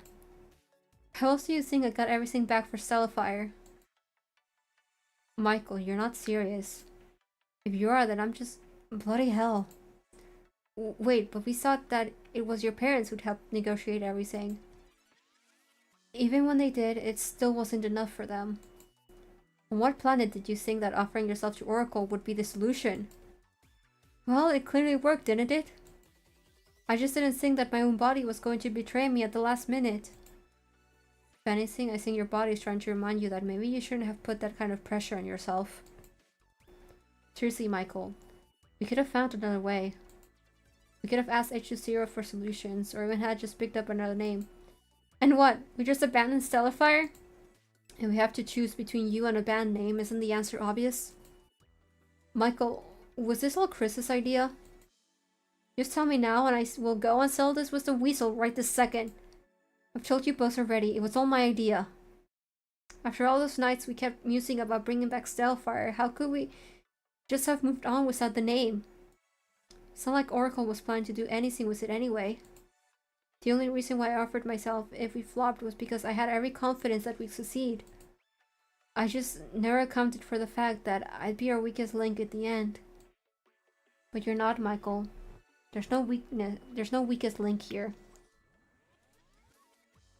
The only weak link here is what's holding Chris up off the water right now as we speak. And it's breaking. He's about to plunge in deep. Or maybe if there is, then it's definitely not you. The last thing we need right now is any of you trying to point fingers at each other. Remember, Stellifier started as 3, back when we didn't even know what we were all even that good at. The only way it's worth keeping our name now is upholding ourselves to that, you hear me? If Chris thinks that he's gonna be having a returning friend to look forward to, he can guess again. So it sounds like we're in agreement that I do have to perform. Oh, now, don't get ahead of yourself just yet. While I do think you should perform, there's no way you're gonna be hitting that stage unless you tell us what your limits are. If we need to cut down the set list or have you sit something out, then let's plan for it. With Hawkins refusing to budge, Michael tries their chances with Frey instead. Is that what you think too? You know we're not asking you for much, Michael. Frankly, you really have given us a lot, so there's no denying that we can't do this without you. But we can't also put you through more than what you can handle, especially if Chris is hoping we'll flop hard enough to take you away from us. As much as Michael doesn't want to admit it, watching their friends refuse to leave their side is exactly what they might be needing to see. Even I am refusing to let go of their hand, and I know they're secretly grateful for it. Do you really think we still have a chance after all this? Call me Delulu. Delulu's the Salulu. But I say so. Y'all should listen to Delulu. So Salulu, you need to listen to it. It's very good. I like Delulu. You guys should listen to Delulu by Volt Action. It's a very good song. I like it. I also like Checkmate as well. Checkmate's really, really good. I like Checkmate. That's my favorite song. Anyway, sorry. I'm so hungry. I'm getting delirious. It's not because I want nothing more than to watch Oracle bawling about our performance either. All of this has... I think I was supposed to say bawling. All of this has always run deeper than just that. For all the times our younger selves were told to dream big and never lose sight of our determinations. For all those nights we thought that our friendship were just as superficial as that Oracle contract. We're the only ones who know how real this experience has been for us, no matter how long it's been in the making. Michael, you've given us the gift of Stellifier. There's no way we're letting anyone take it from all of us. At last, Michael finally surrenders to a tear. Even if they try to wipe it away, they can no longer ignore the anguish they've been suppressing behind every smile and glimpse of hope they've had all this time. I'm sorry for not saying anything sooner to either of you. At the time, it seemed like a natural offer to take. Knowing that Oracle lacked that much faith in us, I really did think of what we'd be like if we'd further prove them wrong. Because with Stellifier, I don't imagine us ever failing so spectacularly again. This time, our journey feels like it's been written in the stars. That's because it is, Michael. Seeing what we've been able to accomplish together here, I think we all know where things didn't go right the first time. This time, we've got to have faith in each other, especially when we know that everything else could be taken away. For one thing, there's not a certain worm whispering in all of our ears. You wanna know how much it breaks me knowing that he's still been whispering to yours all this time? Even if he has, that doesn't mean I've listened to him. As I said, I've never stopped believing in Stellifier. I don't think we're perfect, and yes, that thought frightens me at times. But seeing how I'm clearly not the vessel of perfection right now, I know that I can only offer what I have. That's still plenty good enough for us. This isn't just me trying to be optimistic either. I think we have a fair shot at this, even if you didn't give it over 100%. I'm sure you'd feel better if you could, but if you just give your 50 and I give mine, and I put in my 50, then what do you know? You've got 150 there. The three of them finally share a laugh, even as Michael tries to mull through everything.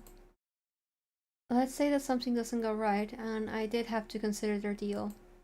That won't happen. Please, would you just let me be pragmatic about this? Just one more time? Nah, being pragmatic right now would mean that you know we have this under control. And that's even without showing up to tonight's rehearsal. Instead, you ought to take this time to figure out how you're gonna start keeping that secret from us. If you must keep a secret, at least let it be from your parents, not us, or I'll tear. As soon as Hawkins says that, Michael breaks from their trance to look at me.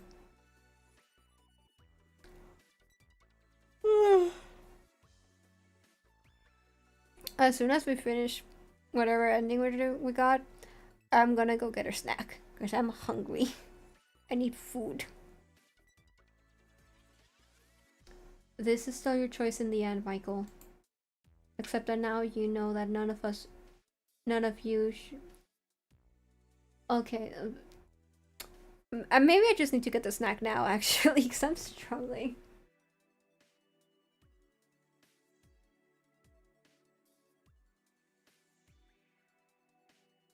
I am going to actually get a snack right now. So, 1 second.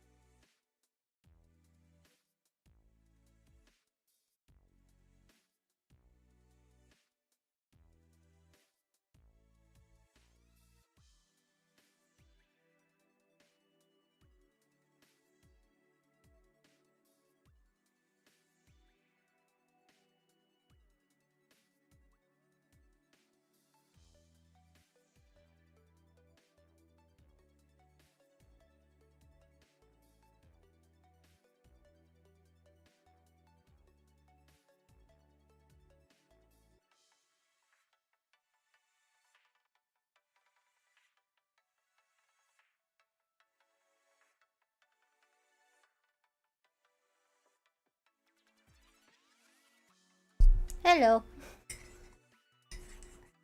Just mixing this. Ah. Okay. Okay. Mixing this and also letting it cool down a little bit, but okay. Okay, we're good to continue. Except that now you know that none of us should be questioning each other's loyalties. It never was. To be honest, I did actually think all these Secrets Oracle combos you'd been having had something to do with you trying to rejoin Chris. Well, I get why it must have looked that way. I definitely have no intentions to work with him again. I know Chris and I were once close, but there's not even a nostalgia there to hold those memories together. Every time I look at him, I just remember that wild look he had that night, or the fact that he'd always find a way to throw a fit about the camera stay on them for 2 seconds less than everybody else. Ah, the classic Chris. I'm not surprised that he's wishing that we'd be in shambles right now without him and his daddy. He picked the wrong time to mess with us, though. I really do want to keep doing this with the both of you. And we do too, Your Highness. But only if you accept the fact that you've gotta get your beauty rest for the concert. In the meantime, Freya and I can hold the fort. I'm pretty confident that you'll be feeling better soon, especially now that we know you don't have just us to play nurse for you. Unless you want me busting out my Halloween costume again. No. I think I'll recover plenty without it. Aw, but I thought y'all loved my sexy plain nurse outfit. Wait, what if I lend it to a Before Hawkins rushes off to his closet, Frey swoops in and grabs him by the collar to drag him the other way. Just come along, Nurse Hawkins. You have more rounds to do anyway. Turning around, Frey offers Michael a sincere nod. Just rest up, okay? And don't think of anything else but victory. And send us away for longer if need be. Just have Altera let us know if you two need the extra hour or the whole night even. By the time Hawkins turns around to laugh, Michael is already hiding their face in their hands. Sometimes I can't tell which is worse, you or my parents combined. Hey, at least we know which choice really loves you. Now go rest! Once they leave the loft, the loft is considerably quieter. Perfect for Michael to finally rest.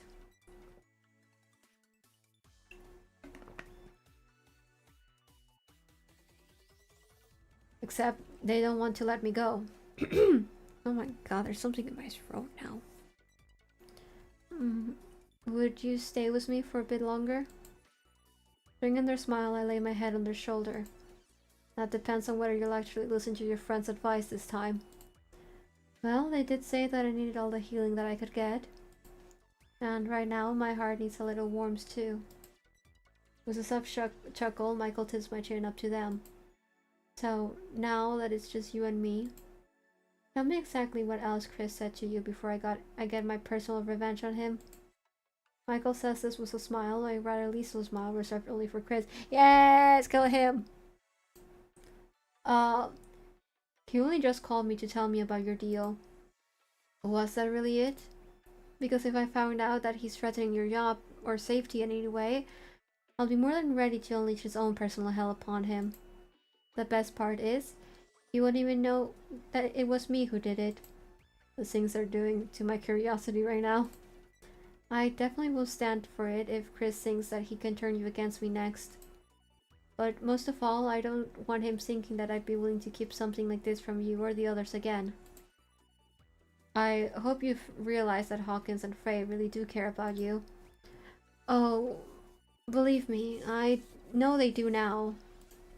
I know that sometimes people probably do wonder why I've always been the type to go along with their ideas. I'll still have people asking me why I even let Hawkins stay over when he could have very well gone back home to his family. But those kind of questions are missing the real picture. Before they came along, I thought my life had been completely planned out by my parents. Oh. From the beginning, they knew which school I was going to, which classes to take, and which people to befriend. Even when I first learned the piano and joined the choir, those were all things my mother had wanted me to do. All it took was these two daring guys to come rushing up to me after my choir class and asking me before even saying hello if I wanted to be in their band. For the first time in my life, something finally felt unscripted.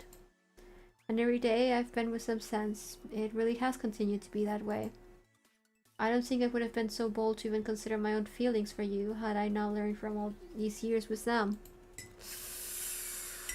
I love them so much. I love you so much, my sweet baby. As spontaneity and maybe even chaos can be a good thing. It's not in my nature to completely ever let go, but it's been an adventure having people who can make me believe in things I never would have let myself into before. But look at me now, and look at us. Taking me by the hand once more, Michael sets their exhaustion aside just for a chance to kiss me. Maybe kisses can restore your energy, but at least it can mend your spirit.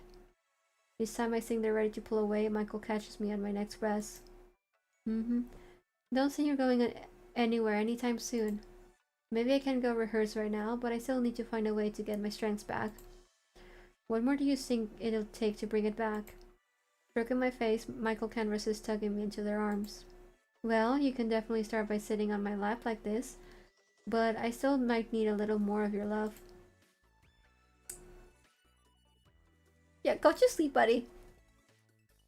You're going to have to lie back now. Give me one tantalizing reason why I should do that. You want to know what's even more tantalizing? It's getting some proper sleep. Giggling, I try to wrap a blanket over them, but Michael refuses to remain still. Altair, you really think I'm going to let you go now? If you wanted me to stay, then will you be the one to tell your friends for me? God, my nose is so itchy. Oh, sorry, my nose is so itchy. Fucking Stellifier curse. I get the feeling that they'll be throwing a fit if they think I've kept you up. Again. They still don't know about the first time. But I know, and I don't want you overdoing it either. Well then, pamper me. I'm sure you'll be bringing me to a state of relaxation in no time. Although I'm sure there's other ways to achieve that as well. Michael, and everyone says Hawkins is the worst of you three. Honestly, I'm happy to let people keep thinking that. I don't think I'm that bold, but I do have my moments. Just like right now, where I love nothing more than to rest my head upon your lap. With a sneaky smile, they somehow managed to pull me back onto the bed. You see, this is total relaxation. Not just for me, but for you, my angel. Knowing very well what they're doing, they hum to themselves while stroking down my leg. How am I supposed to relax when you're teasing me? Come hide away in my arms then, and let me pull these covers over us. That way we can both relax with each other. For once, I think Hawkins might be onto something. At this rate, I might be able to power through 2 concerts rather than just 1. Clearly you have a gift for healing me, my angel. Don't tell Hawkins that I'm finally agreeing with him, though. That should stay a secret, along with the rest of what tonight will bring. Okay. Okay, we're gonna find out very soon if we got the good ending or the neutral ending. If I have to suffer. God.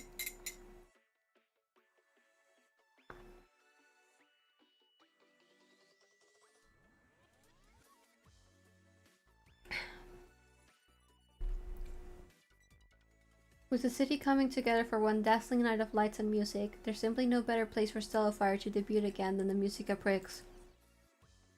The night is already nothing short of a spectacle, as the backstage is steaming with talent as we're down to the last minute before the show starts. Somehow, by the will of the stars, Stellifier has finally arrived to join the fray.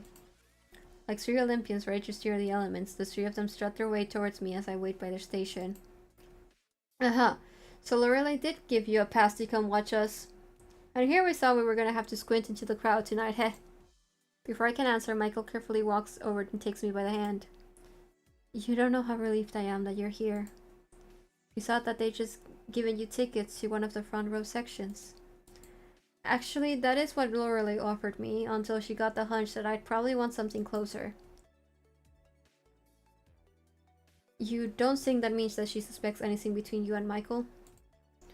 You didn't say, but I suddenly noticed Lorelei from afar, doing everything in her power to turn the blind eye. Lorelei's like, you guys are not slick. You guys are not slick and you're so lucky and professional.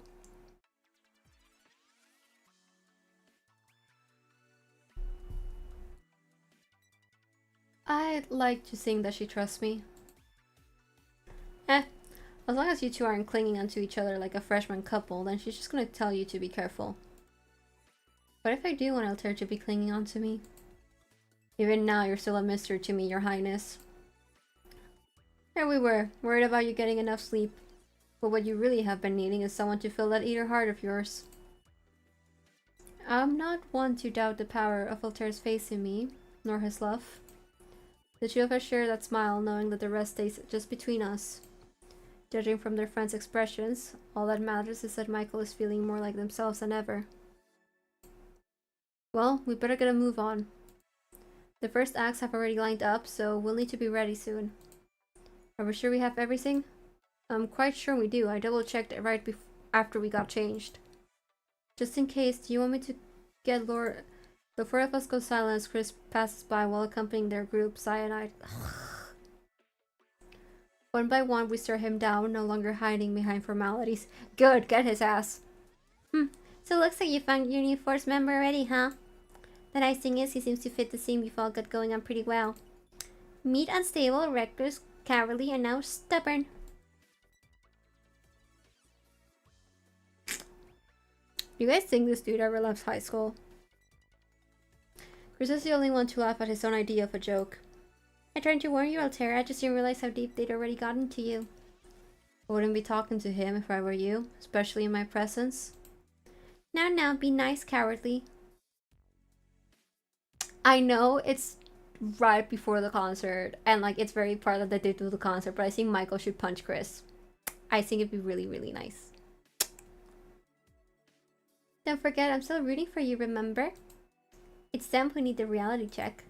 But I'm patient, as I'm sure you'll know what's best for your future after tonight, too. Just so you know, I've already decided my future. And you know what, Chris? You're the one who's getting the front row seat to watch it all unfold. So sit back and let us take Stellifier completely off of your hands and oracles. Just be ready to hear our songs playing over and over again across the city and the world. Michael doesn't wait to see Chris's reaction before rushing over to take the embrace we have waiting for them. Only Hawkins gestures back to Chris, unable to hide their contempt.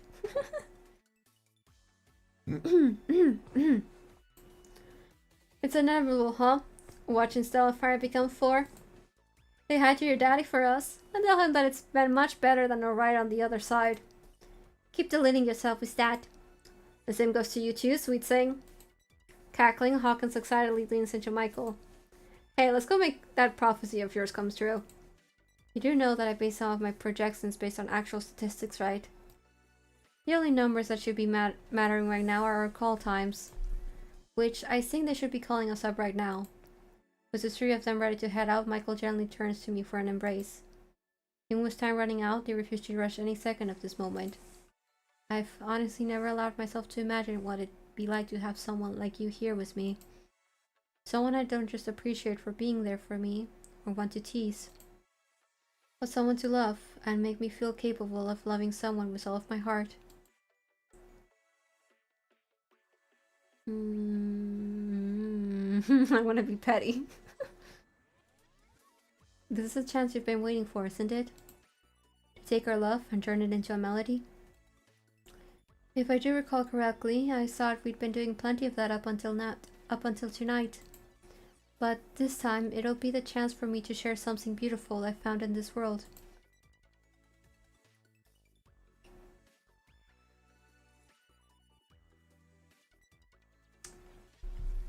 Pulling me aside, I can only feel Michael under these shadows.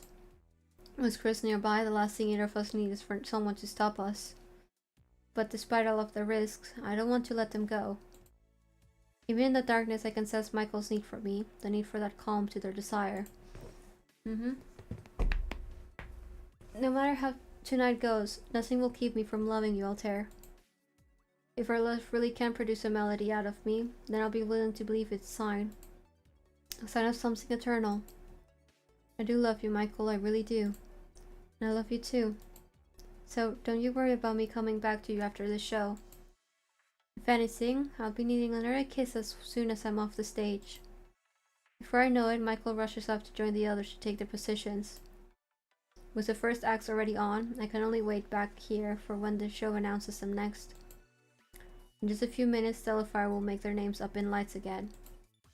As worried as I still am about Michael, I know they won't settle for anything less than their best. I just hope they realize that their best doesn't have to be perfect. It just only comes from the heart. For as I hear the crowd gearing up, I notice several shadows moving across the backstage. Suddenly, the lights come on. Is everybody ready to write the stars again? At once, I watch them seize the stage, each of them spinning out in their signature turns. Together, they call out to the audience and the stars as the music starts. Oh my god.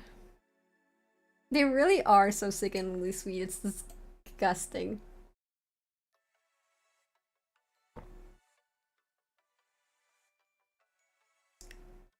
I'm literally just trying to have my little snack while they're singing.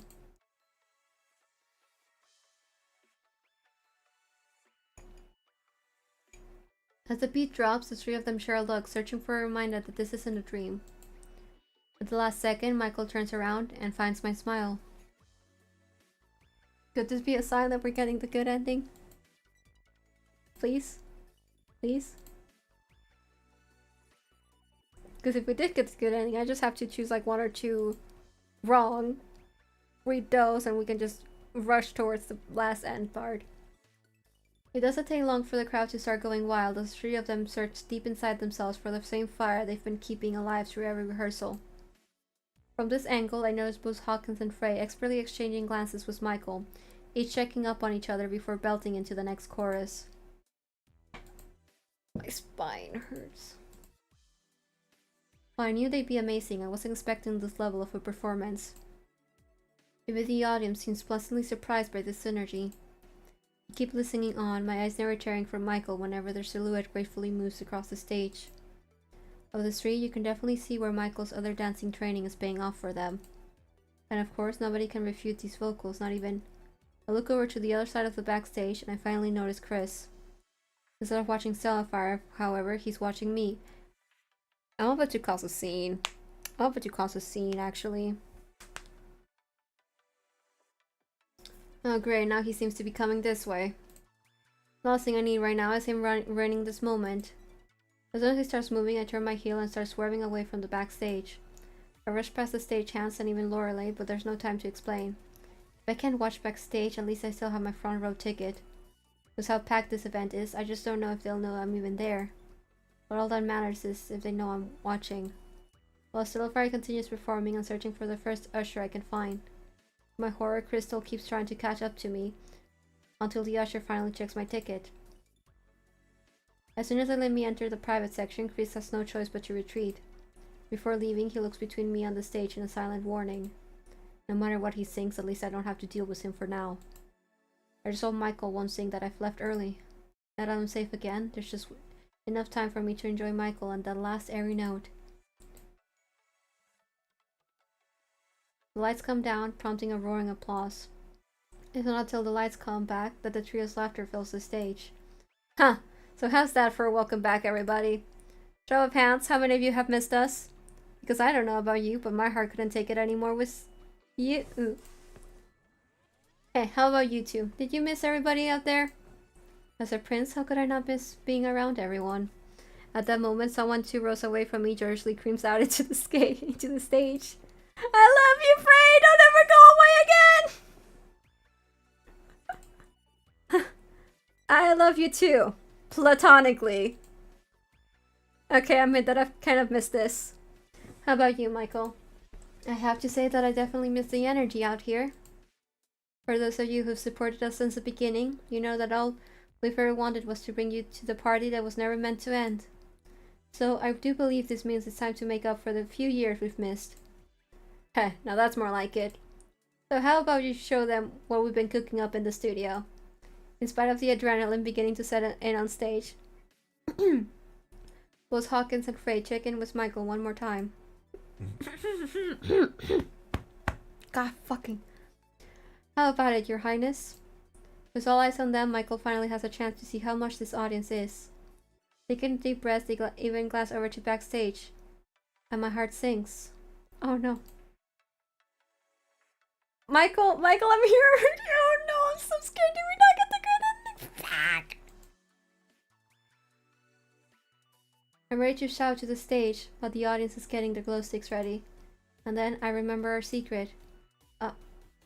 I guess this is one of the hard realities of being with an idol, isn't it?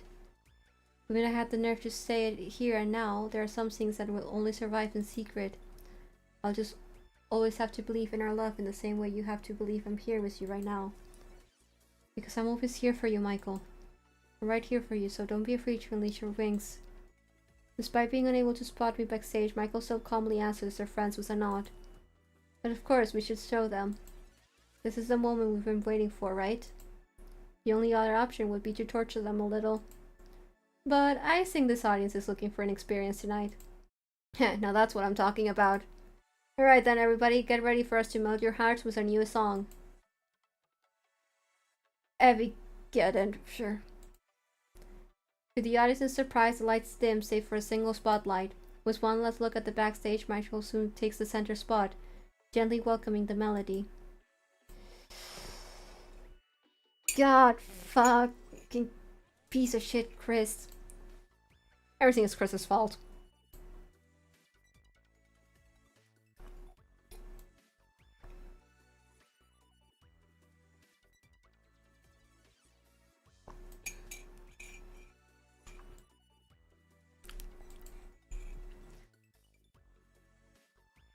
As the beat starts, both Hawkins and Trey step into the shadows, leaving Michael alone in that spotlight.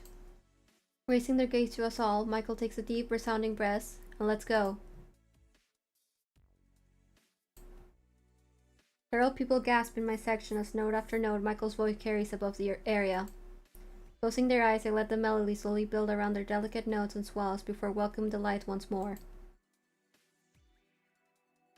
Oh my god, I'm so scared. We're getting the neutral ending. I really hope I only got like one wrong, so I don't have to go through everything again. Standing before the audience, Michael gets ready to hold on to that last note. Their spirit calls for every bit of the love and energy that they've poured into not just this song, but this entire journey. You can do this, Michael. You've already won this crowd over. All you have to do is let go and... Holding nothing back, Michael's angelic voice flows across the stage, seizing every heart by its perfect tone. The audience goes silent as their melody blends beautifully to the music. Even Hawkins and Frey almost turn around in surprise to watch them. Knowing that this is Michael's moment, they return back into position, counting down to the next line of the song. When suddenly... Oh no! Oh. When suddenly Michael loses their breath midway, then stumbles. Oh no. Michael! I'm so scared, I'm so scared. I don't want to continue. I don't like this game. I don't like this game. At once, I rush straight out of my seat and head backstage. At the same time, the crowd gasps as Hawkins and Frey spring into action, catching them just before they fall. Michael! Hold on, we've got you. Much to their relief, Michael is still conscious this time, but still struggling to catch their... This is the worst one. This is the worst fucking neutral ending. This isn't a fucking neutral ending. This is a bad ending. The music comes to a pause, leaving only a spotlight upon them as stagehands rush to escort them out. This is a bad ending. This isn't a fucking neutral ending. This is a fucking lie. This is a fucking neutral ending. I return backstage just as they bring them over to Stellifier's station. Spotting me, Frey holds back the crowd to let me in. They're still catching their breaths, but I think they're going to be okay. Really hope so. I reach over to squeeze Michael's hand. Breathless, they immediately respond by trying to pull me in closer. Altair, I tried. I really did try. Of course you did, Michael, and the audience loved you. I was right there with them the entire time. Wait, so that's where you went? And here I thought that... Holding back another gasp, Michael starts to find their strength to sit up. I thought I was going to have a bit more fight in me after getting rest. But I didn't even get to finish the song. Well, for what it's worth, I don't think we'll be having any problems with being able to perform it again. Wait, what do you mean? Heh, just stop and listen to the applause, Your Highness. Michael's eyes grow wide as we all stop to listen to the crowd beyond the stage. Everyone is cheering and chanting together, feeling those missing minutes with nothing but love and praise for Stellifier and for Michael. It's like a dream. But then I remember. Turning to me, Michael finds their answer. That this moment is truly ours. Nobody ever said that happiness comes from their being perfect, Michael. But it probably would do you some good to get actual rest after this. Will you all be waiting for me until I'm better then? You know we'll wait for however long it takes. Stellifier isn't going anywhere anytime soon. In fact, I don't think we'll ever fade. As long as we have each other, right? Oh my god, I'm choking on fucking air. Sensing a familiar glimmer of hope, Michael squeezes my hand tightly. As long as we have each other. That was neutral! That was neutral! Oh, the pain and agony that I am feeling!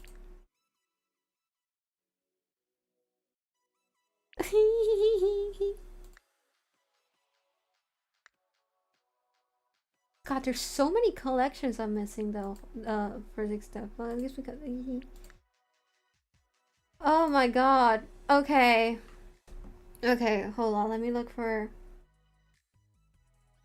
Let me find,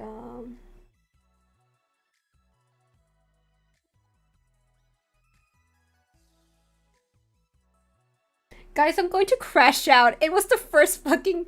You guys know how I said, like... How? I didn't mention anything about keeping stress down. Oh, it was supposed to have been this... Yeah. Yeah, I was right. But I don't know which part. That was the only one I did wrong. Every other fucking choice I made was the correct one. I'm gonna crash out. Okay, well, we're skipping until we get to that first choice, which needs to be this one. And at least this time we can all skip like all the way to the last choice, so I can rest my voice a little bit now after reading this one. And then when we get to like the good ending part. Well, someone should go to keep your stress down. And you're volunteering to be that person for me tonight? Is that alright, or were we expecting somebody else? To my surprise, Michael is about to blush until they notice Hawkins breaking into a snicker. I wasn't expecting anybody else at all, to be honest. I was only telling the others not to come along since these events aren't exactly the most thrilling either. Most of the night will just involve having to catch up with my parents, then maybe congratulate whoever is throwing this event, or whoever it's for. You could at least sell the night better. They'll most likely be serving something good, so that's a plus. Also, think of the endless champagne. If you're nice to the waiters, one of them might also sneak you a glass of the good stuff. You know, just for some liquid courage while you're trying to impress Vampire Mummy and the Count. Count?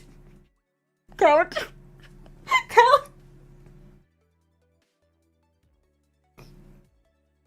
Count?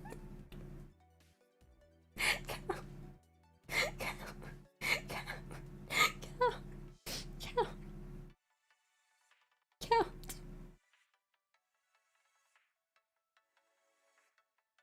Sorry. Sorry. Sorry. Sorry.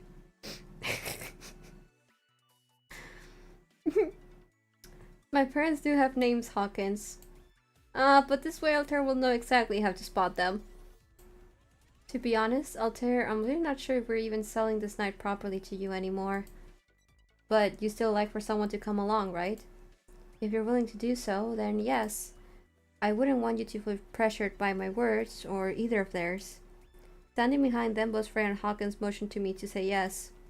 Holding back my laughter, I decided to do just that, then wait for Michael's expression to soften. So you do want to go with me? Well then, we don't have much time to get ready before the event starts, but I'm sure I can get a hold of my stylist at the last minute. Okay. Now we can actually just skip through everything, because I did all the other choices correctly. Yep. I'm so glad if this was the correct answer because I would have crashed out if it wasn't. Then, yeah. Okay. Yep.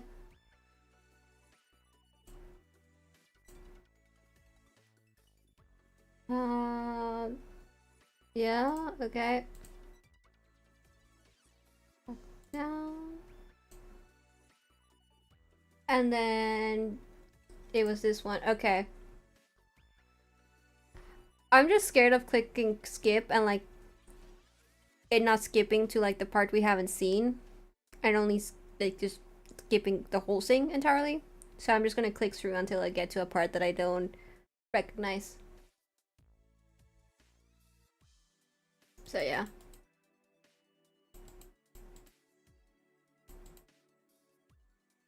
They really are so sweet though. Oh my god.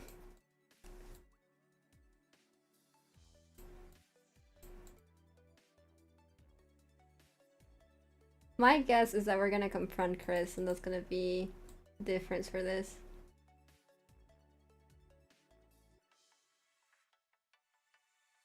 Still can't believe. Didn't the same thing happen with phrase when I did phrase rude? That like I chose everything right except like one thing.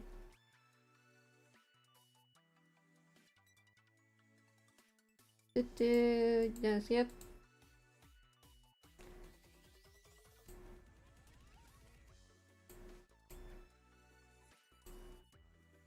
Okay, it's swerving away from, so that's the same.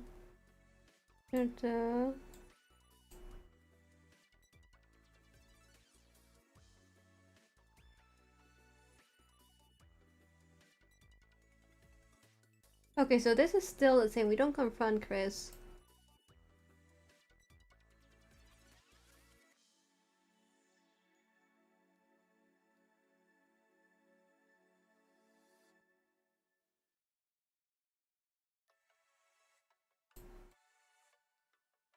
Oh my god.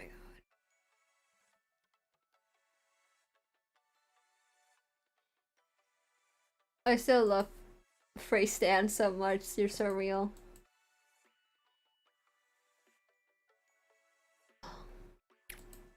Also, I'm like thinking of what to do after Stellifier for visual novel Wednesdays. I know this today is the Thursday. Today was a special case. Because like on Wednesday I wasn't at the space station, so I couldn't make it in time for doing this.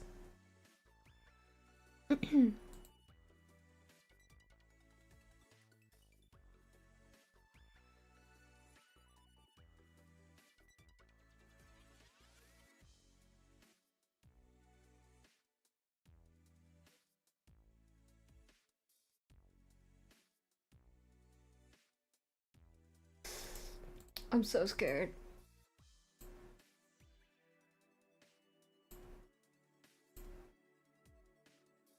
I'm so scared. I'm like actively getting lightheaded from how nervous I am.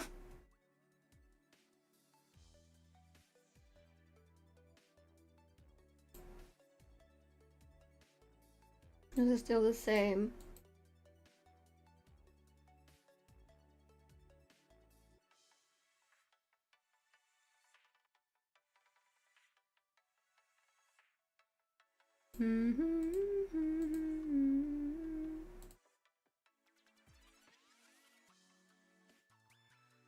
I don't know if this is different or not, so I'm just gonna read it. The spirit calls for every bit the love energy they've poured into not just this song, but this entire journey. You can do this, Michael. You've already won this crowd over. Okay, yeah, this was new. Good. All you have to do... No, this isn't new. Never mind!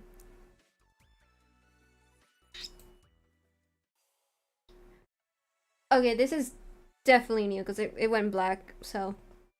Holding nothing back, Michael's angelic voice flows across the stage, seizing every heart by its perfect tone. The audience goes silent as their melody blends beautifully to the music. With the crowd swelling to their performance, Michael draws in their energy and pours it out onto the stage once more. Preparing to reach the note once more, Michael scans across the audience, and a miracle happens. Oh my god. Michael is looking this way. The second our eyes meet, Michael's smile sparkles only for me. I'm so happy. Everything in life is so beautiful and wonderful. With another graceful crescendo, Michael manages to stun the audience again. Even Hawkins and Frey almost turn around in surprise to watch them. Knowing that this is Michael's moment, they return back into position, counting down to the next part of the song. When suddenly... I'm so scared! When suddenly, Michael loses their breath midway, then stumbles. No! Michael! Michael! At once, I drop everything to rush out to my section to get backstage. Just as I reach for the gate, the audience gasps out into the stage.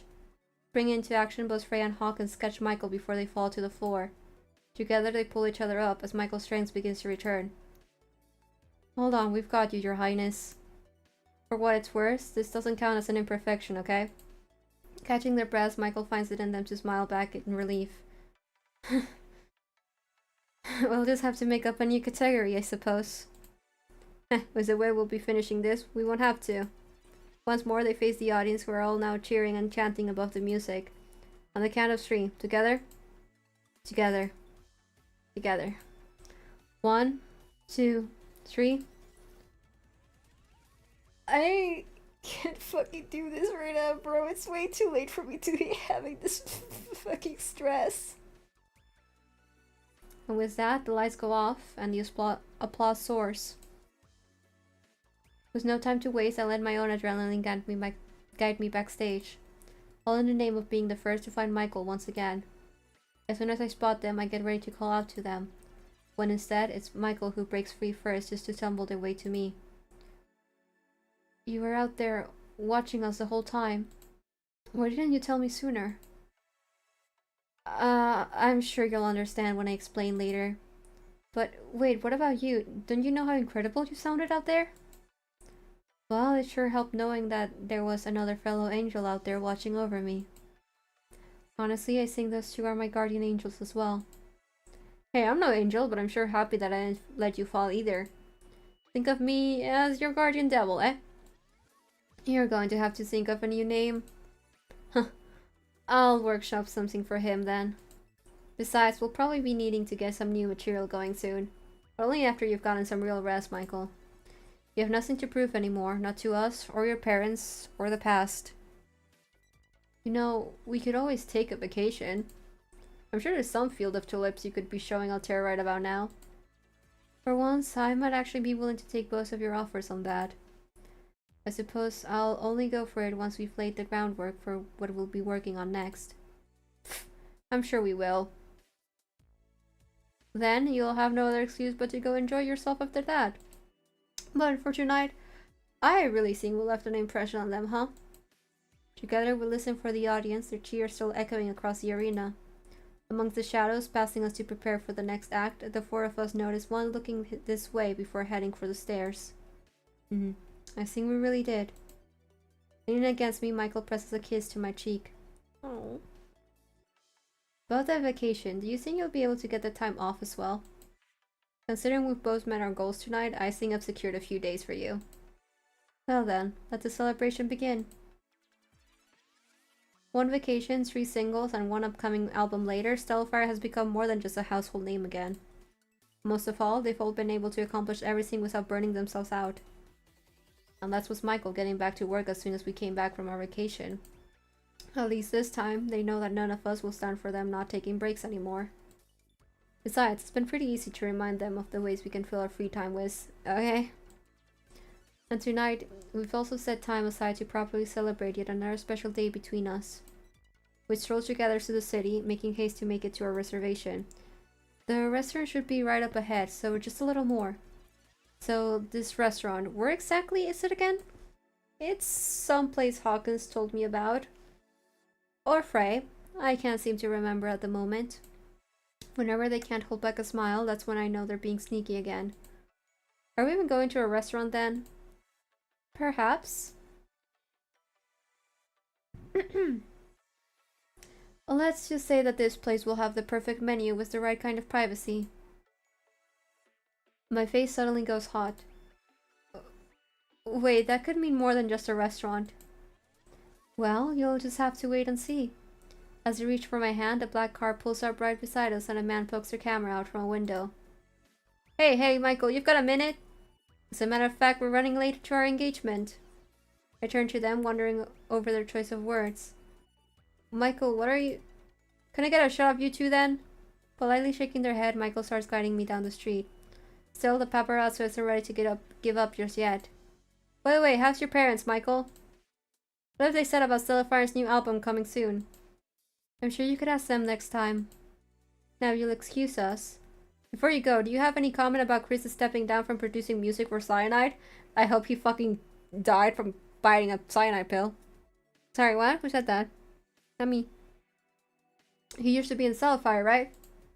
Michael pauses for a moment and simply offers the paparazzo a polite smile. No comment. Good night. Wrapping an arm around me, Michael and I continue to walk in silence. Finally, they break the silence by snuggling into me and a kiss to my temple. Well now, what happened to continuing to guess where I'll be taking you? Honestly, I'm happy with wherever we go as long as it's someplace we'll both like. Now that's something I can guarantee you, Altair. And not just for today, but for always. But if I say any more, then I'll be repeating myself later tonight. I stop in my tracks, realizing what they've just said. Once they turn around and meet my gaze, my heart starts to flutter.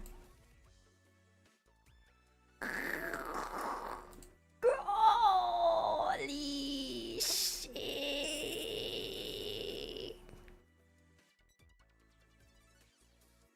Bro, it's gorgeous, but gorgeous.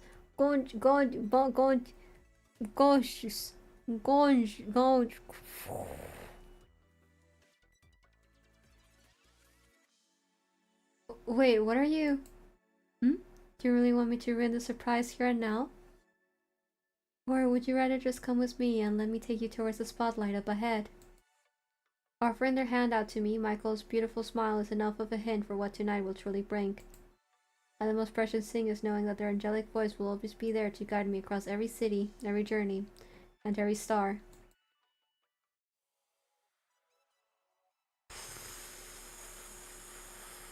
Oh my god, we did it!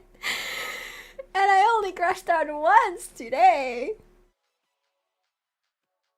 Oh my god. Yeah, holy fuck, yeah.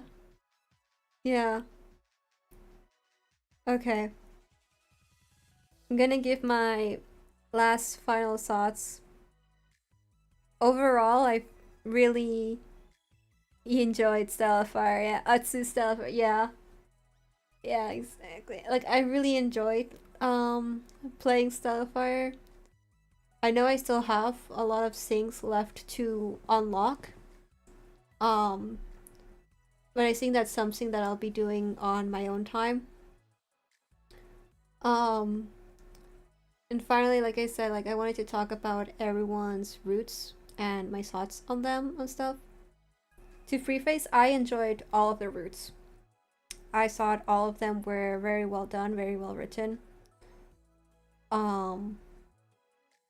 Maybe like further down the line when I've like sat on this a bit longer, I'd have like some kind of critique here or there, but also this is a fun little like visual novel about idols, like and it kept to that, but it also brought forth some pretty more like serious matters on the subject, especially around like idol culture and all of that sort of stuff that I found was good. But starting from right to left was the first boys route we did, which was Hawkins. I really enjoyed Hawkins' route. I think I enjoyed it more than I was expecting I'd enjoy it. I think Hawkins' route and Hawkins as a character is a very good like route if you like characters with a bit of like an unstable past. Who clearly are kind of like overcompensating in some aspects, but like still are willing to like open their heart and all that kind of stuff, right? Like I think it's good in that regard. It's a nice story and stuff like that. Definitely like the most I'd say the one that has the most like sexual themes between all three of them. Like obviously all of them have some level of a sexual theme because this is some more like for more mature, right?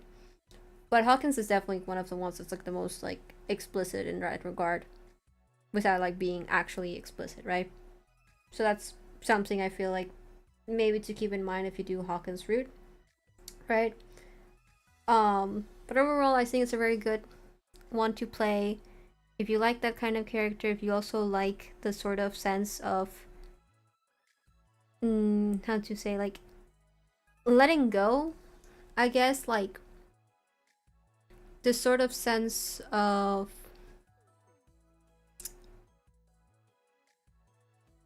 living in the moment, I suppose. Like learning to live in the moment and learning how to put this in accordance to also what is required of you. Yeah, being a wild child also, yeah. With Frey, I think Frey's root is probably the one that's like the most mature out of them in the sense of like the conversations you have with Frey and the way his root carries and stuff like that, like mature in the sense of it feels like with Hawkins it feels like your first relationship getting like pulled into the fray, into the wimps and all that sort of like that. Is my microphone cutting? Fuck. It might also just be because I'm kind of like starting to slide down my seat. Yeah. I'll just repeat myself a little bit. Yeah, like Hawkins' root is very like wild love, like very intense love, right? And then with Frey, it's a bit more, like I said, like mature. Um, in the sense that it feels more like, well, obviously, if you do Frey's root, you know that he's been burned before in relationships, but it also lends to the idea that MC has also been burnt before by relationships. So it feels like a bit more of a like steady sort of thing. Like it still has its moments, obviously, but it feels a bit more like with Hawkins it feels like you're trying to hold him and be like accepting his self for who he is without making it be like, oh, I'm trying to fix you, like trying to like be with Hawkins in a way that doesn't come across as like trying to fix him type of deal, you know. While with Frey it feels more, I feel like I accept you for who you are. I do not seek anything further than who you are. Um and I think it's a really nice, I think Frey's root is really nice. I think it's really sweet. Um Maybe if I hadn't done it like first, maybe I would have like more thoughts because I would have had more time to like sit on it and stuff like that. But honestly, I really loved Michael's root because maybe I just have a type for this kind of character. But I think it was really nice that we were able to, like, MC is able to be like a steadying presence to Michael without it feeling like we're the only thing keeping Michael together, you know? Like it felt more like MC's presence in Michael's root is a reminder and a reassurance than like us being like the one who pushes Michael into like letting go and all that sort of stuff, you know? Like it feels like it's their own merit doing this and we're here to support them in that. Um I think it's really sweet, honestly. Again, like I liked all of the roots. I'm a bit more partial to Michael's because I tend to enjoy that kind of story more often than not in the VNs and other games that I play, and like just other general content that I consume. I enjoy that kind of thing, this kind of characters and stuff, right? Um, but yeah, I really enjoy Stellifier. I think it's a game that like if you have the time to, you should check it out.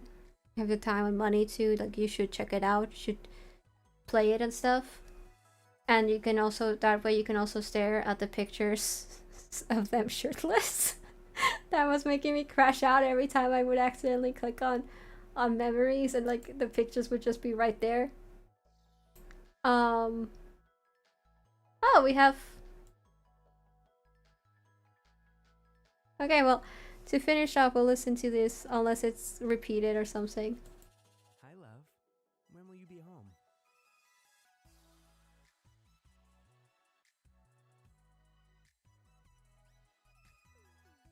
Well, my hands might be currently full because I'm in the middle of making a surprise new dish for you that I know you've been craving.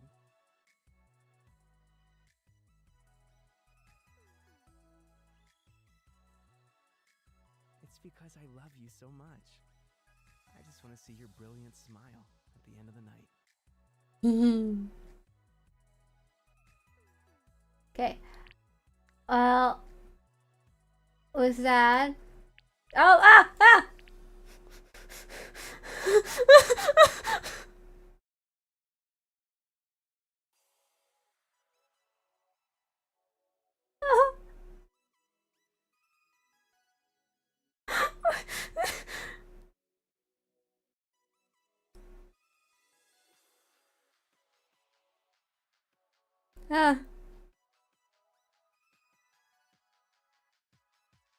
Okay.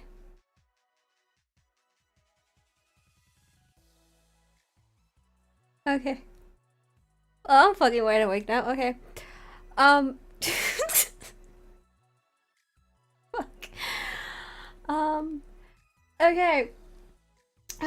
With all that said, quick rundown of visual novel Wednesday updates for next week.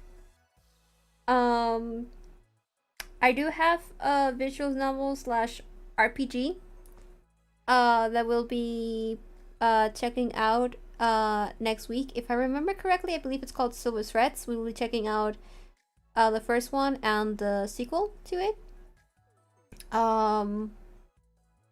Because together they take about 2 hours to complete from what I saw. Um, and after that, and that one should only take like the one stream. And after that, I have another visual novel that I saw that's like related to like it's like a take on Dracula's story, I believe.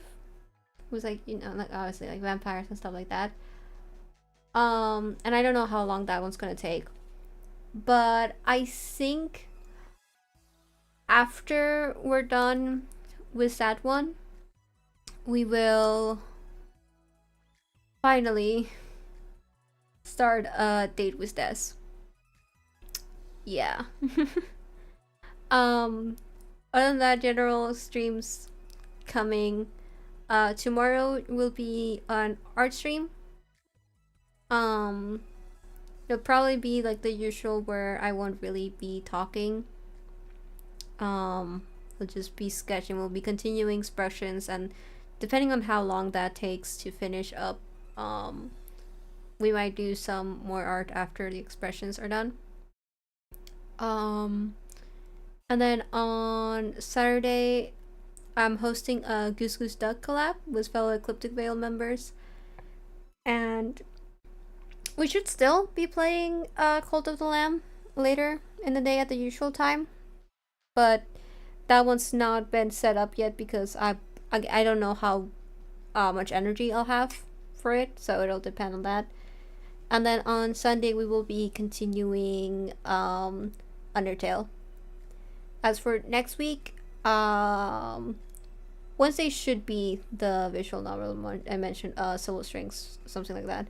Silver Thread, maybe. I'll check. You guys will see that soon enough.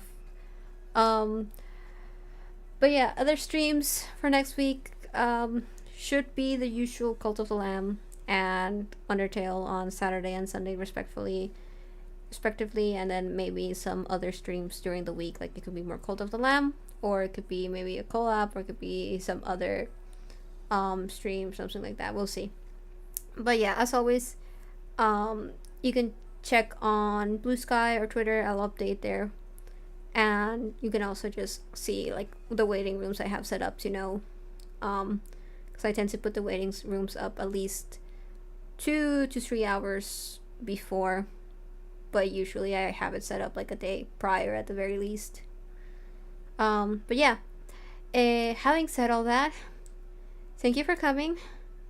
Leave a like, subscribe, all the stuff. If it on YouTube, you know how it works. And I'll see you guys next time. Bye bye, everybody. Bye bye.